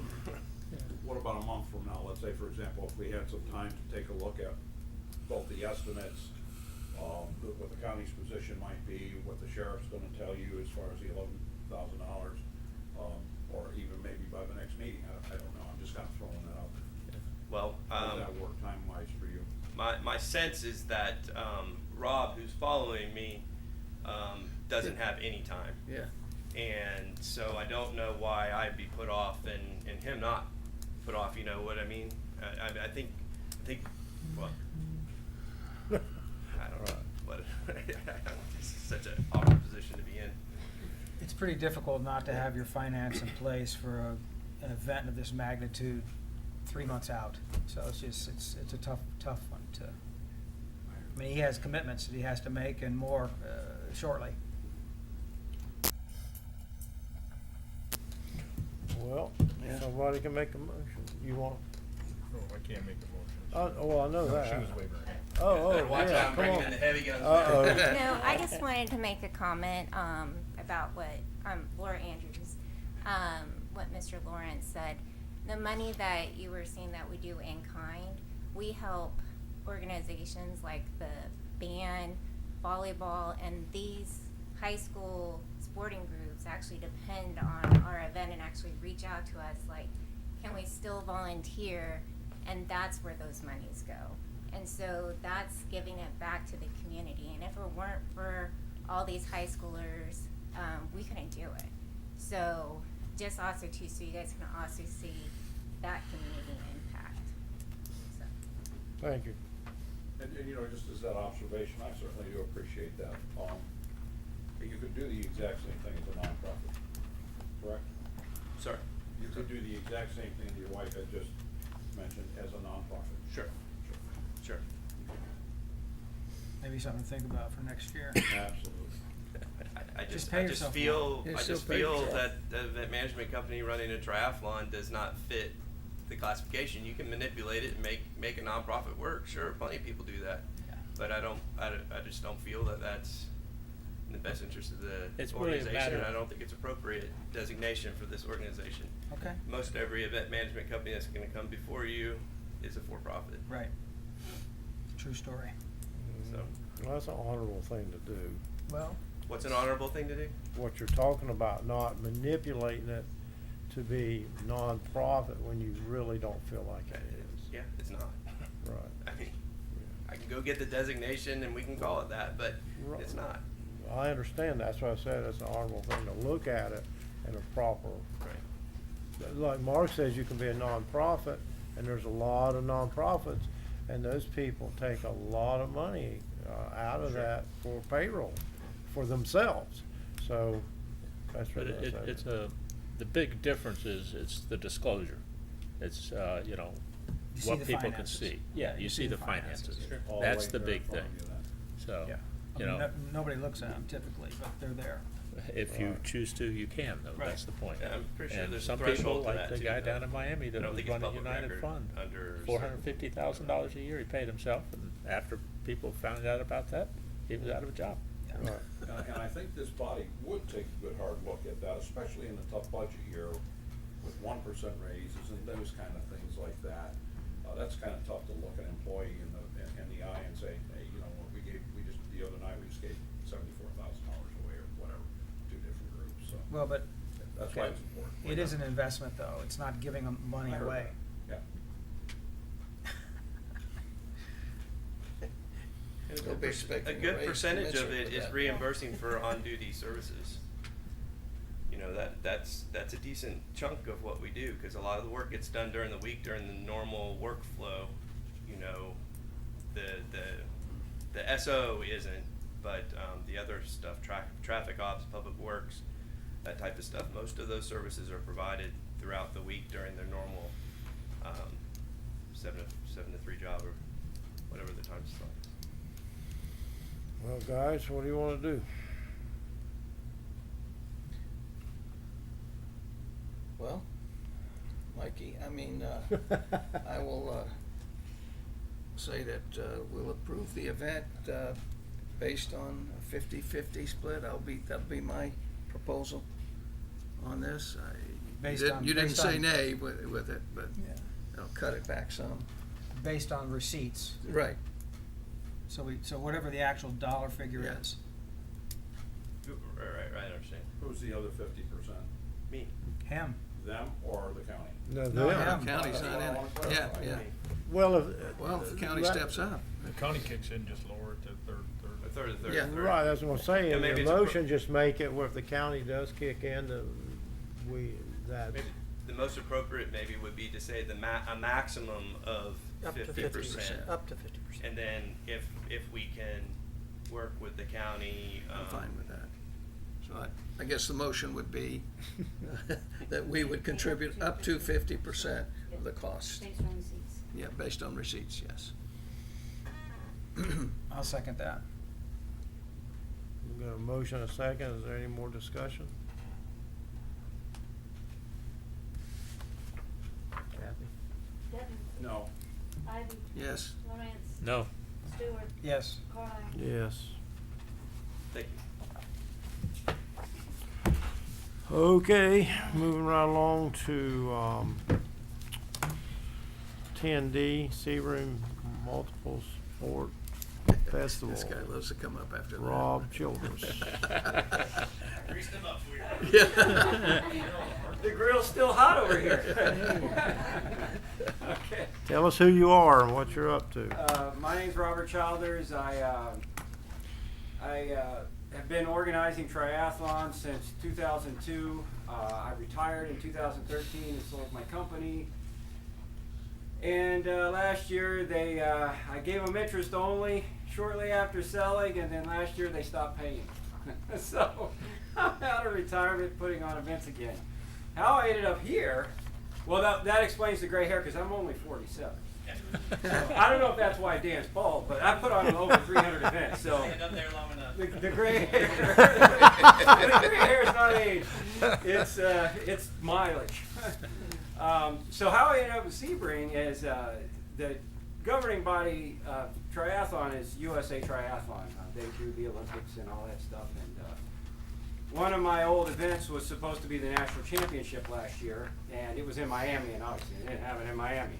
So they contacted me, is there anything you can do? Can you find a place to do this? And so I went looking, and Sebring was perfect.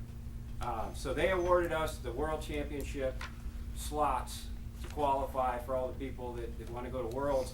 in 2021, because this was supposed to happen in 2020 to qualify for 2021, so it's a quick turnaround. And so that's, you know, I said, well, let's put an event on and give these spots away. And the TDC was extremely supportive, gave us a good marketing budget. So we've been out marketing. Although frankly, the most effective marketing has been the marketing that didn't cost me anything, because I have a huge database.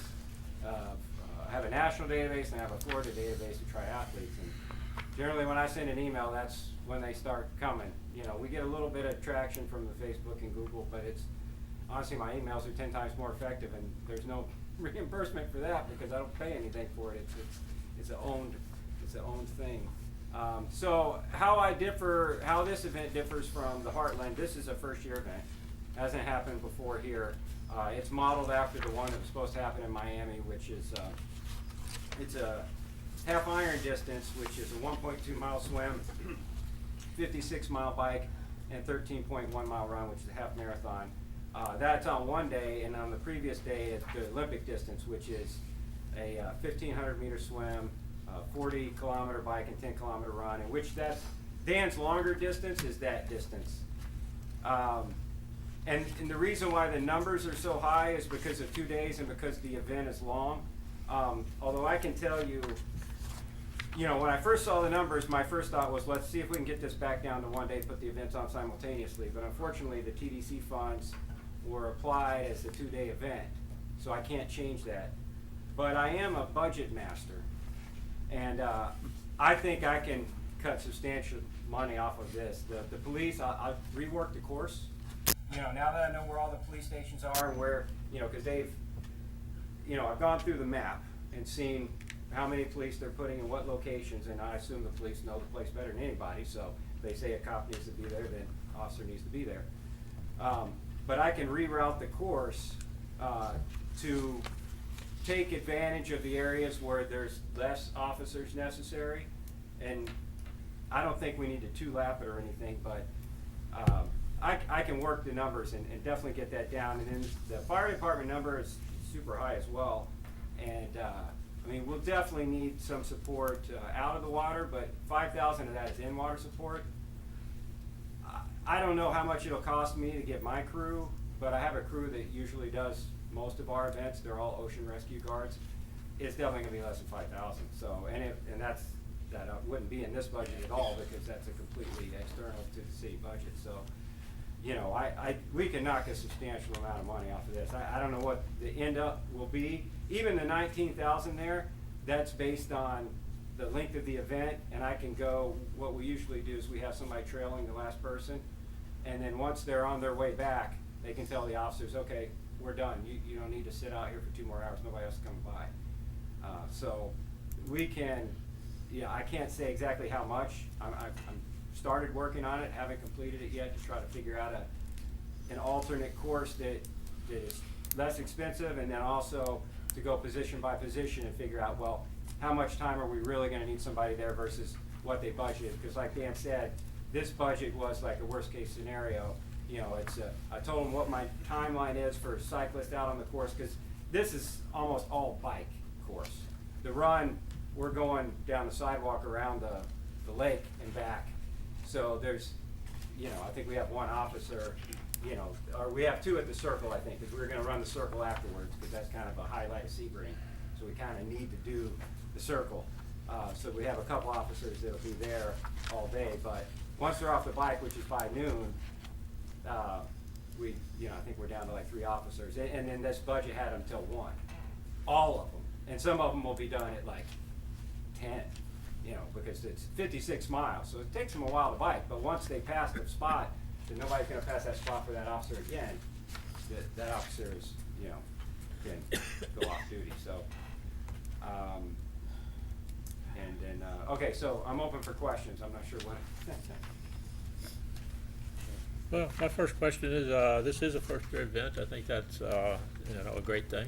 I think it's gonna bring a lot of people here, and I'm much more inclined to go along with first-year events, or the beginning of events, as kind of seed money. But my question to you is, do you see this coming back next year possibly? Well, that was certainly my intention. I hope so. The challenge is gonna be is that we won't have that USAT championship slot boost at least next year, because they have another event that has the slots committed for 2021 and 2022. So the earliest we'd be able to get those slots back would be 2023, so in 2 years.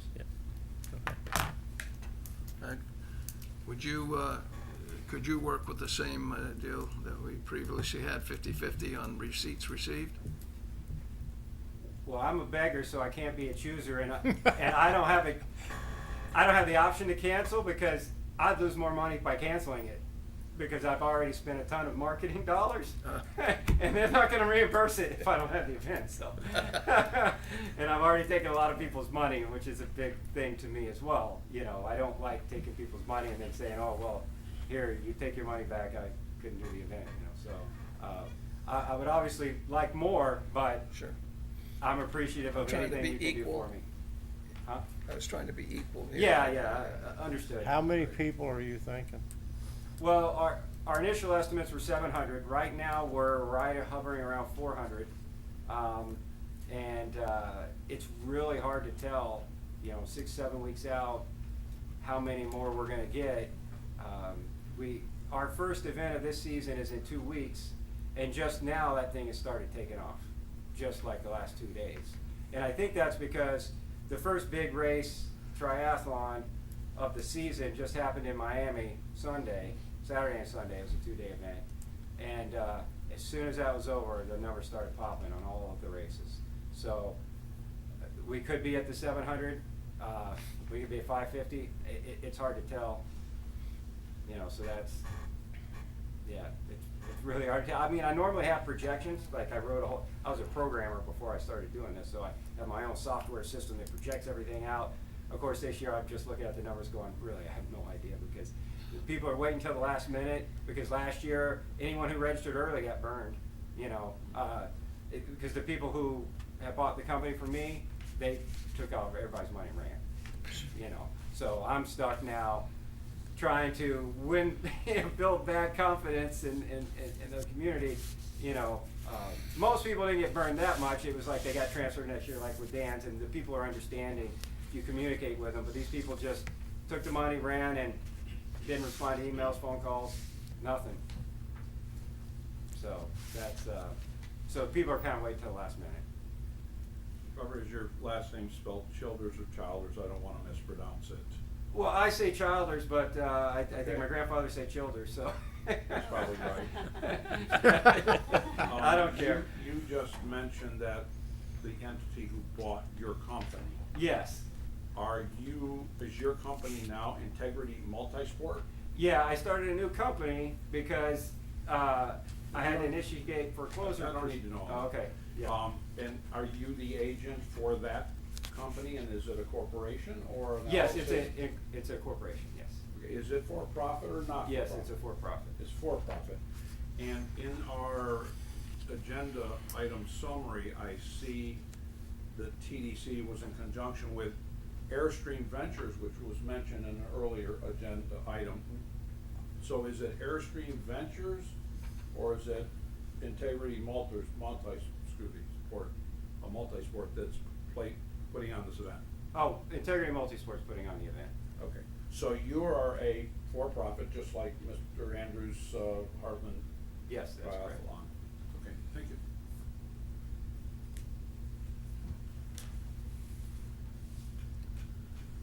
Now, I don't know if the first year thing might give you a little more leeway in the budget percent. Especially, or maybe, like I said, I think I can get this number down substantially. I don't know how much yet, but maybe a percentage at a cap or something. I don't know. Well, I'll make a motion that we fund up to 50% of what you can get it down to, and that's based on the fact that it is a first-year event. With receipts. With receipts. Well, and this is all county and County, yeah. city stuff, so I'll make that motion. Second. Okay, we have a motion second. Have you talked to the county? at No, all? I've been riding Dan's coattails, and I Okay. didn't realize till today maybe they aren't the best coattails. Like he Well, said, he's a you're local. hitching to the wrong horse.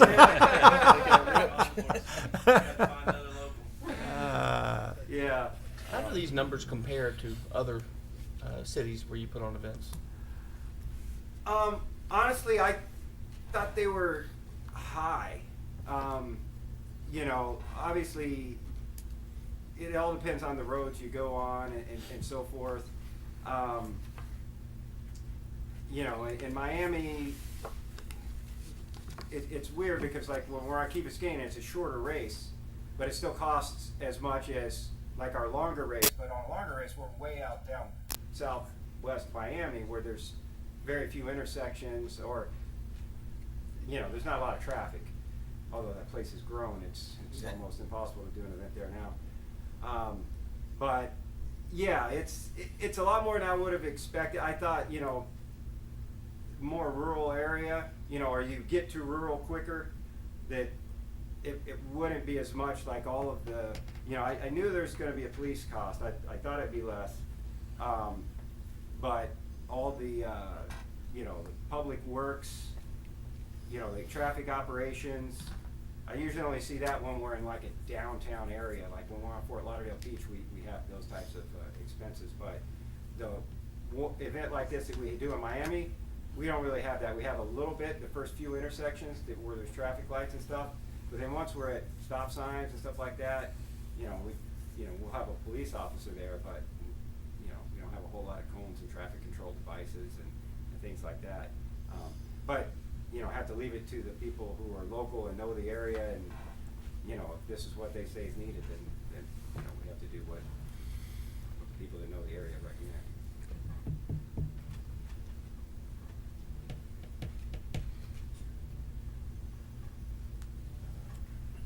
Any more discussion? No. Yes. Yes. Stewart. Yes. Carlisle. Yes. All righty. Thank you, sir. Thank you very much. All righty. 10E, and we have our own Mr. Bogus up here. I'm here to ask for money too. Can you work on 50%? This is a first-year event? Yeah. Yeah. Is this a nonprofit organization? One time of it. I feel that way sometimes. Yeah, all right, can you work on 50%? Well, we'll have to see how this all environmental stuff kind of iffy, but as the agenda item says, the city has an opportunity to purchase the adjacent lot next to the Western wastewater treatment plant. The asking price is $65,000. Staff has entered into an agreement pending council's approval, of course, and paid a $5,000 deposit on this lot. There are some conditions in order to, the council has approved it, of course, but there's other conditions that have to be met first as well. And one of them is the seller has to submit all the rezoning paperwork to the county commission to see if the county will approve rezoning this, because right now it's not zoned in a way that we could actually use the property. The other thing is having an environmental feasibility study that comes out and says that the property is determined to be usable for our intent. This all has to take place within 90 days of the execution date, which was February the 12th. Also attached is budget amendment number 50, which will provide funding for the acquisition of the property by transferring money from the Utilities Department contingency fund. There are sufficient funds in there to do that. There is also a proposal from Polston Engineering for $10,500 to perform the environmental work that must also be done. Knowing this property, there's a pretty good chance that there may be something on there. So we need to know that before we sign off on it. There is a map in your packet that should show you the actual lot that we're talking about. But I don't know if you have any questions. It's about the only property that's near the plant that's available. So if we don't get this piece of property, we're kind of landlocked in a way that we would not be able to expand capacity at this plant, which I hope is not the case, but property is just, there's just not a lot right there at.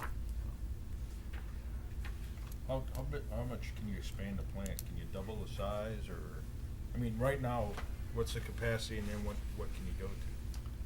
The capacity is not a whole lot right now, John. The problem is perk ponds.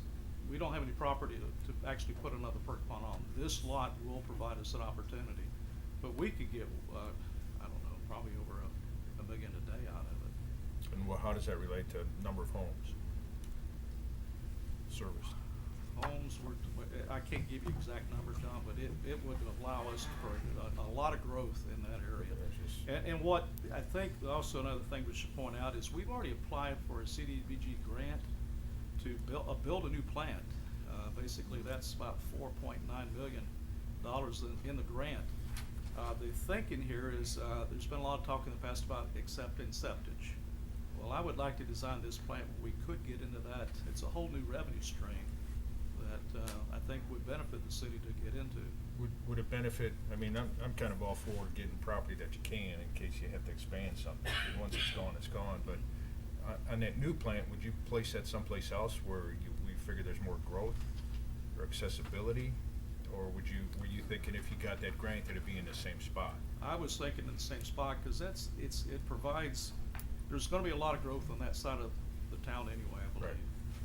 So it's already in a good location for growth. Okay. It also provides a good access point for the trucks that have to get in and out of there. Okay. I was just curious, if we look at this and then your next one would be, you'd put it on the east side of town or something. Well, if we don't end up with this piece of property, we may end up looking at. And I'm all for, You know. you know, if we have something next to something that we can expand, that land is probably technically maybe a little bit high, but it's not gonna get any cheaper, and if we lose it, we're not gonna get anything, so. Yeah. Correct. Yes, sir. And Bob was able to work them down some on the price. Okay. But this, Yeah, we started at this, 75. this plant was gonna be, take-in sewer from, the country club. Yes, sir, it will, yes. So that's the reason we need. And we could still do that. The problem with this plant is it's not in the best of conditions. We've been able to defer a lot of the loading off of it. And we're doing that on purpose because we don't want the thing to fail. So we've been kind of nursing along, but if we get the grant money to build a new plant, it's gonna be kind of one of those things where we limited to what we can build because of the property that we have to work with. So the thinking is, this piece of property is available, we better see if we can get it. Answer your question about number of customers. If memory serves correct, when they're doing these calculations, it's somewhere between 120 and 130 gallons per day per customer for water. So if I'm gonna assume that comes back out as a fluid, if you will, then 1 million divided by 130 is about 7,700 customers.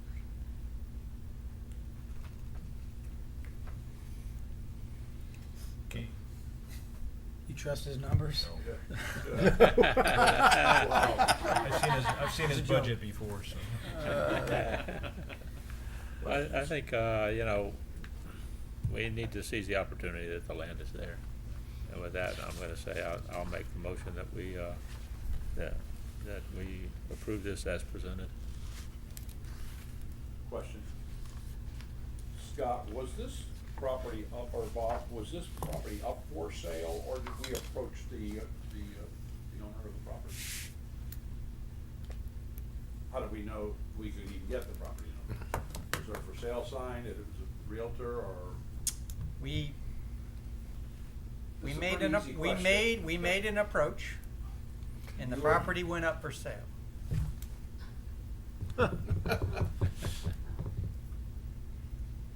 It was not for sale to start with. Was not for sale to start with.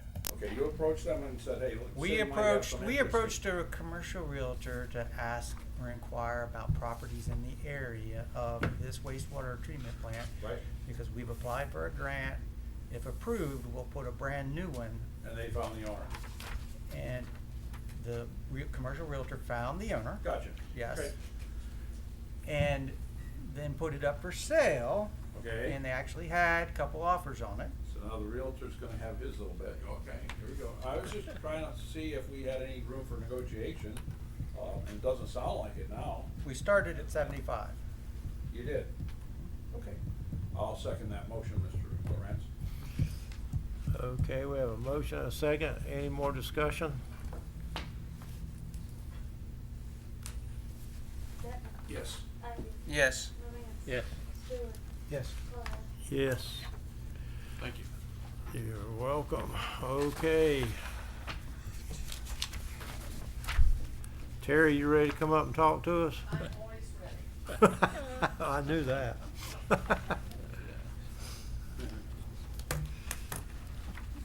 Remember, you have 5 minutes. My name's Terry Mendel, and I'm on the Board of Directors at the Sebring Historical Society. And after the last little bit here, I thought, I'm in the mood to come up here and ask for money too. I don't know how that'll go over, but I do feel like the Sebring Historical Society is not being respected like it should be by the CRA. They don't seem to be respecting our city's history or our people. And at the last CRA meeting, I was there and was speaking, and I was told by David Lydell that, or no, actually it was somebody else, about the big picture. We needed to see the big picture. And I thought about that, and the Historical Society and our historical buildings, we need to be part of that big picture. We want our goal to be working to have a better cooperation with the city and the CRA, and to respect and preserve our historical buildings and our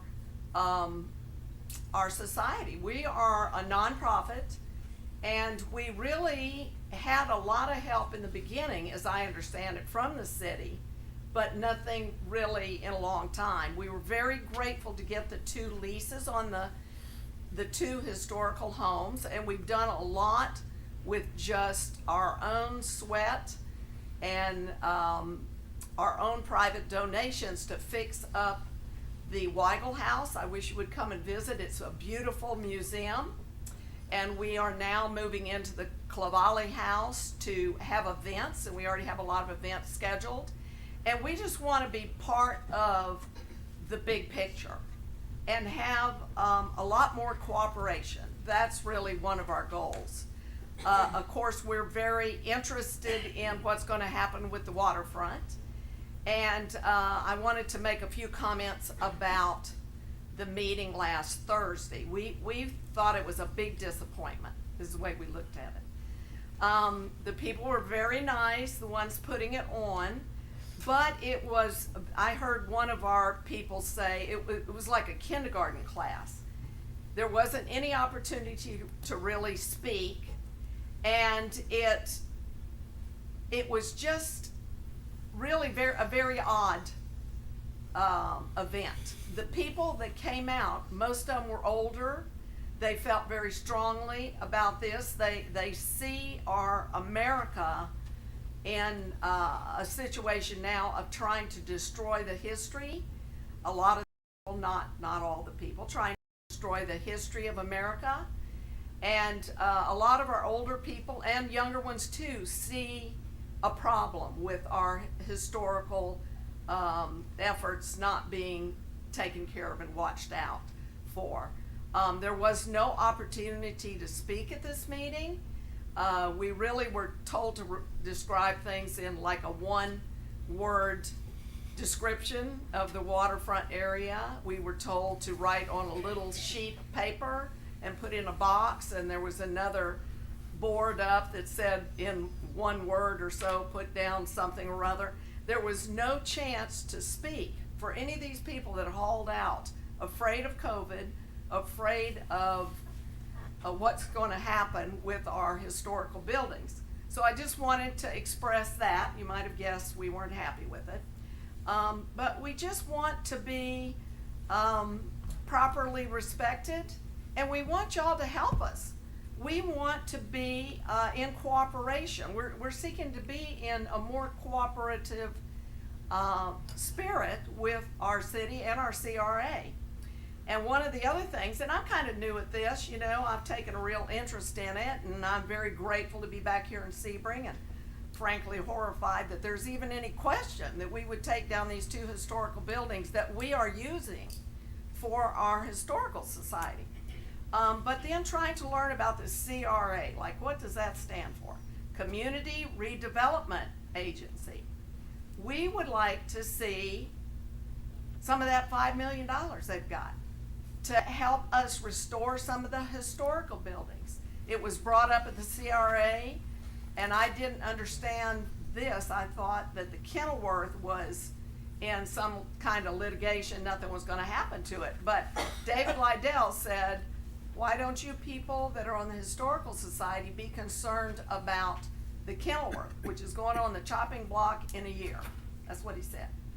And then I said, well, you know, we obviously are concerned about more historical buildings. We put in an offer for the Santa Rosa, and we didn't get any help really. Now, in looking at it with the big picture, I think if the city had helped us, we could have gotten in there.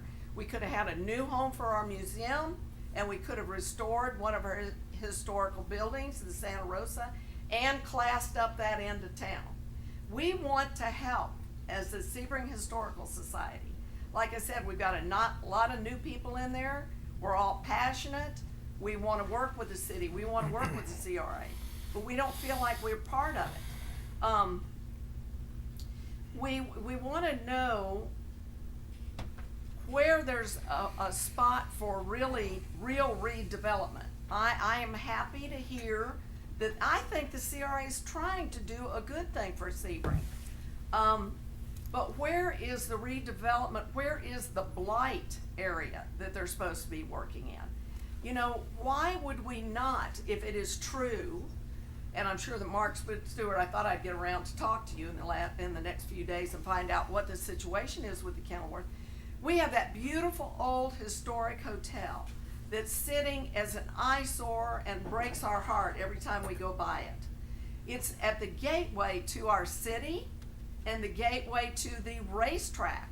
So it's at the gateway of our international entrance and the industrial park and all that's coming along out there, and the NASCAR having the racetrack and all that. But why could we not take some of the money that the CRA has and put it toward redeveloping the Kenilworth, if it's indeed on the chopping block? And I don't know all the details about that, but at some point it's going to need to be refurbished or taken down. But we are against taking it down if there's a way to save it. That's a very special building because of its location. So I just want that's it. Okay, You know, thank does anybody have any questions or advice on how we should proceed? We're trying to see how to work with all this. This is kind of new. I actually have a comment. I was in group number 3, I believe, and I think there were 5 groups because there's 5 voting members and maybe even, I don't know, Mayor, did you have a separate group? Whatever. It was with Leonard. And I can assure you that in the group I was in, the historical folks were completely respected. There was no disrespect of any kind. They solicited input on the houses. So I really, from my perspective, that was not the case at all. I just want you to know that, make you feel. Well, it confident. doesn't. I appreciate that comment, but I feel like that people in our age group, we are a very polite people.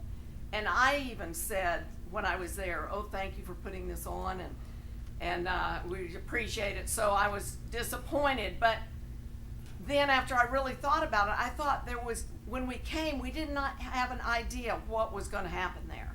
But we all came to really talk, and there wasn't an opportunity for that. Yeah, because you had a lot of people there, I understand, probably Yeah. up to 100 or so. And yeah, our groups were like the size of this table. So we were a small group of maybe 10. Yeah. Thereabouts. Yeah. And there was a lot of dialogue, and trust me, you guys were not at all disrespected. Maybe you felt that way because of the size of the people, and they only had so much time to receive the input. And that's why they were doing the little sheets of paper and things like that, and there's much more time coming. Yeah. Well, I hope so, because we really want to be involved in that process. You know, maybe I didn't make myself clear. I did not in any way, shape, or form think people were rude to us. But we do not get a feeling that, that we were being heard. But anyway, I guess my 5 minutes is probably up. Yes, it is. It's been up. My name is Dr. Bobby Smith Powell, and I was there also. And what she's talking about, what I kind of feel like is this. Everything was lovely. The presentation was put on in a very professional manner. But this is the part when you are given the opportunity to have limited input. With those posters that were up there, it's like decisions were already made, so you can make a decision or you can give input, but your input has to be limited to this. Instead of there being an open forum or the open opportunity. I did not see a board that said, do you think are you happy with it the way it is? Or maybe adding or doing a few things. I mean, everything that you saw, it was like changing the whole place. And I think that's what offended people, because as I was walking around, I was listening. And I read the different things that I saw on there. I saw a lot of notes on there that said, leave it like it is. Leave it like it is. And I saw this on numerous different posters. Yeah. So it's not like we were given the opportunity to say, is this something that we want to see happen? Right. It's like this already decided that it's going to happen. So will you do 1, 2, what do you like, 1, 2, 3, or 4? So pick from this. Yeah, it's not decided. Okay. And I agree with Councilman that when I was in group 4, and there was a lot of discussion, but there was, like you said, maybe, 10 people? The mayor was there, maybe 10, 12 people, and there was a lot of discussion, asking, what would you like to see? What would you like not to see? So the smaller groups, you should have come and stayed in one of the smaller groups. You would have heard a lot more. Yeah, nothing's been decided. Okay, absolutely. That makes me feel good. That's what I wanted to hear. Well, it hasn't been. Nothing's been decided. All right. Because they probably have, I'm going to throw in probably 500 different ideas that people threw at them. And not only that, but our groups were limited to 1 hour. Okay. So if we had more to say, we couldn't say it either. Right. Yours was because of the size of the group and the amount of time that you had. I don't know if yours was more than an hour or not, but we could only discuss as much as we could pack into that hour. Right. So we all kind of left saying, geez, I hope we get together again very soon and continue the dialogue here. And I really think it's going to be very open and productive toward whatever. See, I went to the one, remember, the community wants. Remember when the guy came from Orlando and he did the presentation? Okay, I went to thanks. that one, and then I had given a suggestion about the old Thriftway building being, funds being spent on it so that we could do something for the homeless. Yeah. Because they're migrating everywhere now and it's increasing. And I don't want to talk about that today because I'm going to give Haley something that I would like to do a presentation on with that. Okay. But I'm glad to know that that's not cut in stone because I have suggestions to it. All right, And I want to just make one quick comment. Hang on a minute. The mayor needs to. He needs. He needs. No, come here. The mayor needs to leave. He has to welcome everybody downtown. We need to wrap this up too. Well, he has to. He has to. Yeah. Just a real quick comment. The website is open for all the comments you want to make for the CRA. So when you say that you can't make comments, I want to just again say, as I did at the beginning of this meeting, the website is open. Go in there, tell them what you want, and tell them who you are and what you want, because we don't want 1 or 2 people going in there acting like there are 50 people and saying, leave it alone. Or well, whatever. So tell them who you are. I put and mine what your on there, but are. I'm concerned about some people that may not be as tech savvy as some of the, if there's an opportunity where someone can go down there and have a computer there and have someone to assist. If you go by the CRA office, I would presume, and this is a presumption on my part, they would help you do that if you're not computer savvy. Okay, well, maybe if that could be, That's We good want you're your mentioning it opinion. now, so We want your they, opinion. they know that they can do that, because I've already done mine. I went in, I got my little 2 Okay. cents in there. Well, I'd thank like you to so see other much. people too. Yeah, thank you. That's pretty cool. Okay, city attorney's business, Nothing, sir. nothing. City administrator. Okay, can I make a comment real quick? And I would just like to make, maybe, this is gonna be some discussion. We got an event going on downtown right now that the mayor just left for. And I wonder if we could put this, table this until our next meeting. This proposal? So I'd like to make a motion that we table this proposal until our next meeting.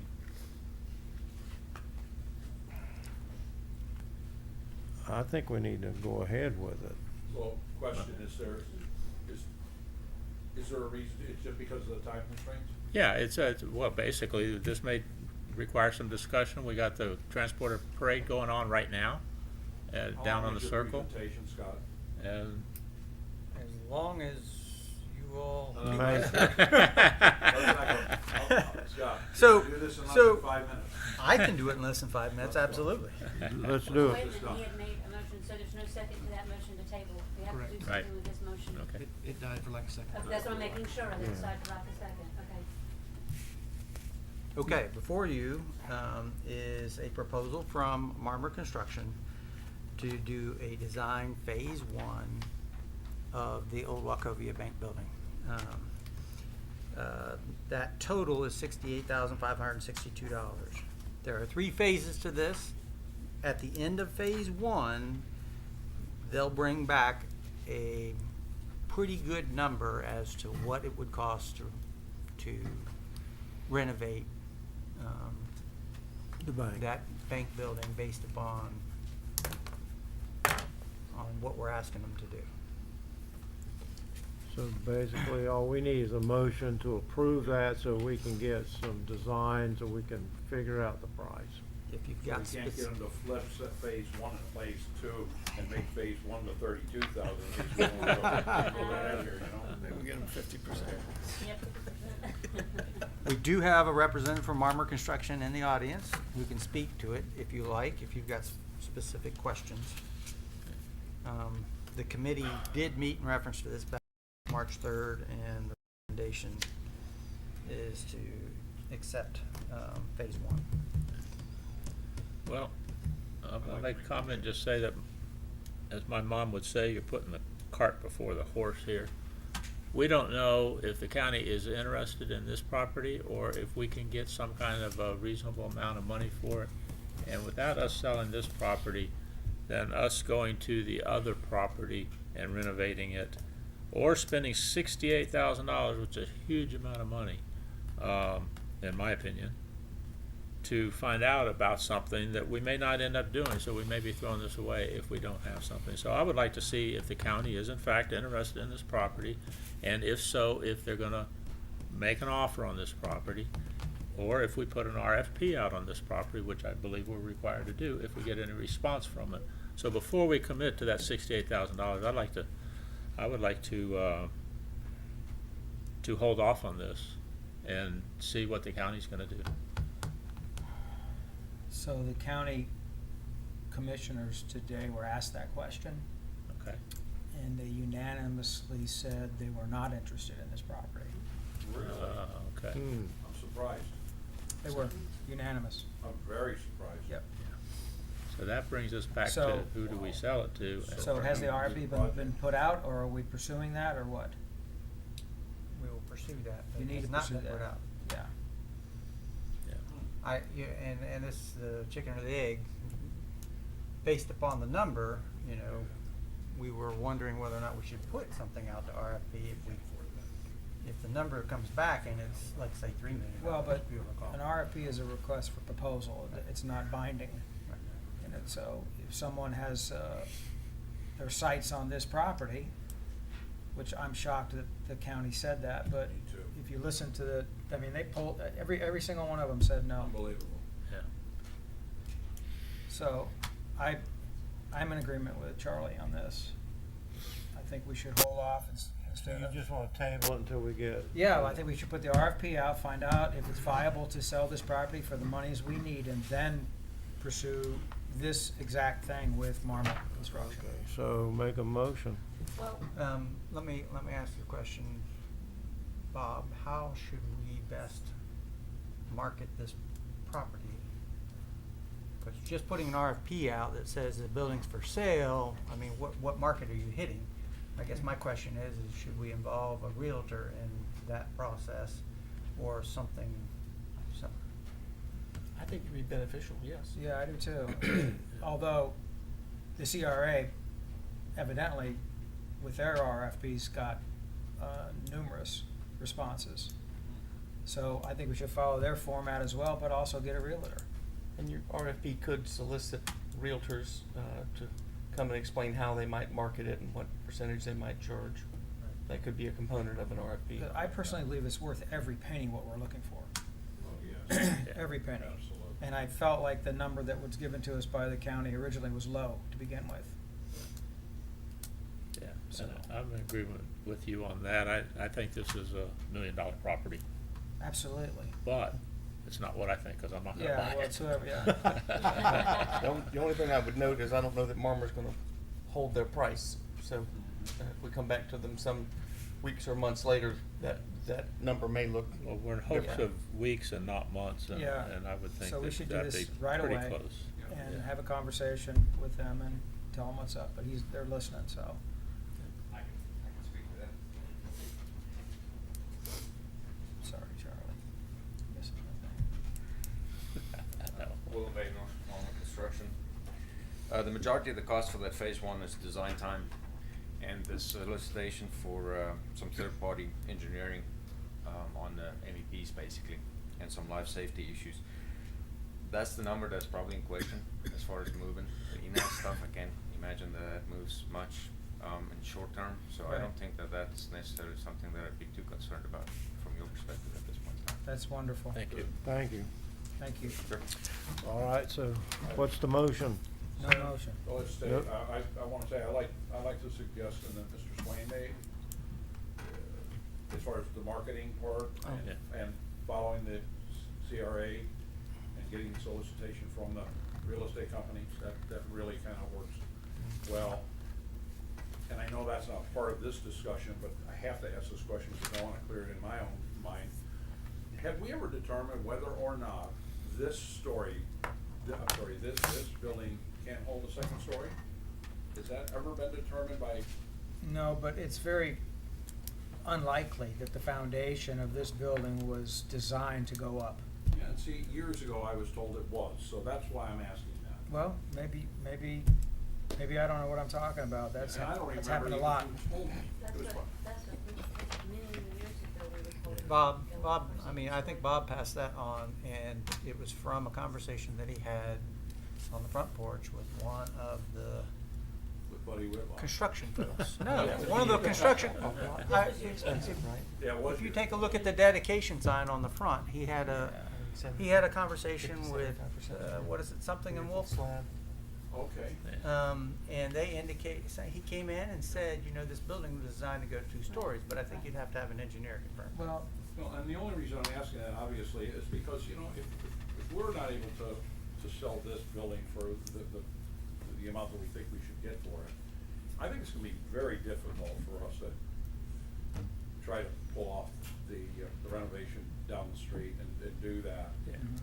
And if we do know that the foundation here would hold a second story, then I think we should at least get an idea of what a second story on this building right here would be. Just I mean, to- maybe it's not 2.1 million or. Yeah, just to throw this out, Tom, the building codes have changed so much since they built this building. And Yeah. I'm sure Mark can say this Yeah. too.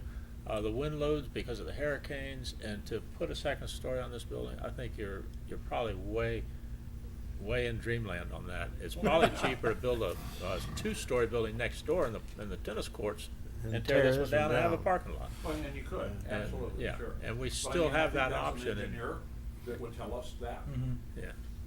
And honestly, I'm gonna tell you that half-round building over there, is a very inefficient type design, just to continually maintain it. I couldn't agree more on that. And so Yeah. if you really get down to, if we're gonna spend $2 million and not have $1 million from this one, we'd be much better off putting a building next door to it. Sure, I hear you.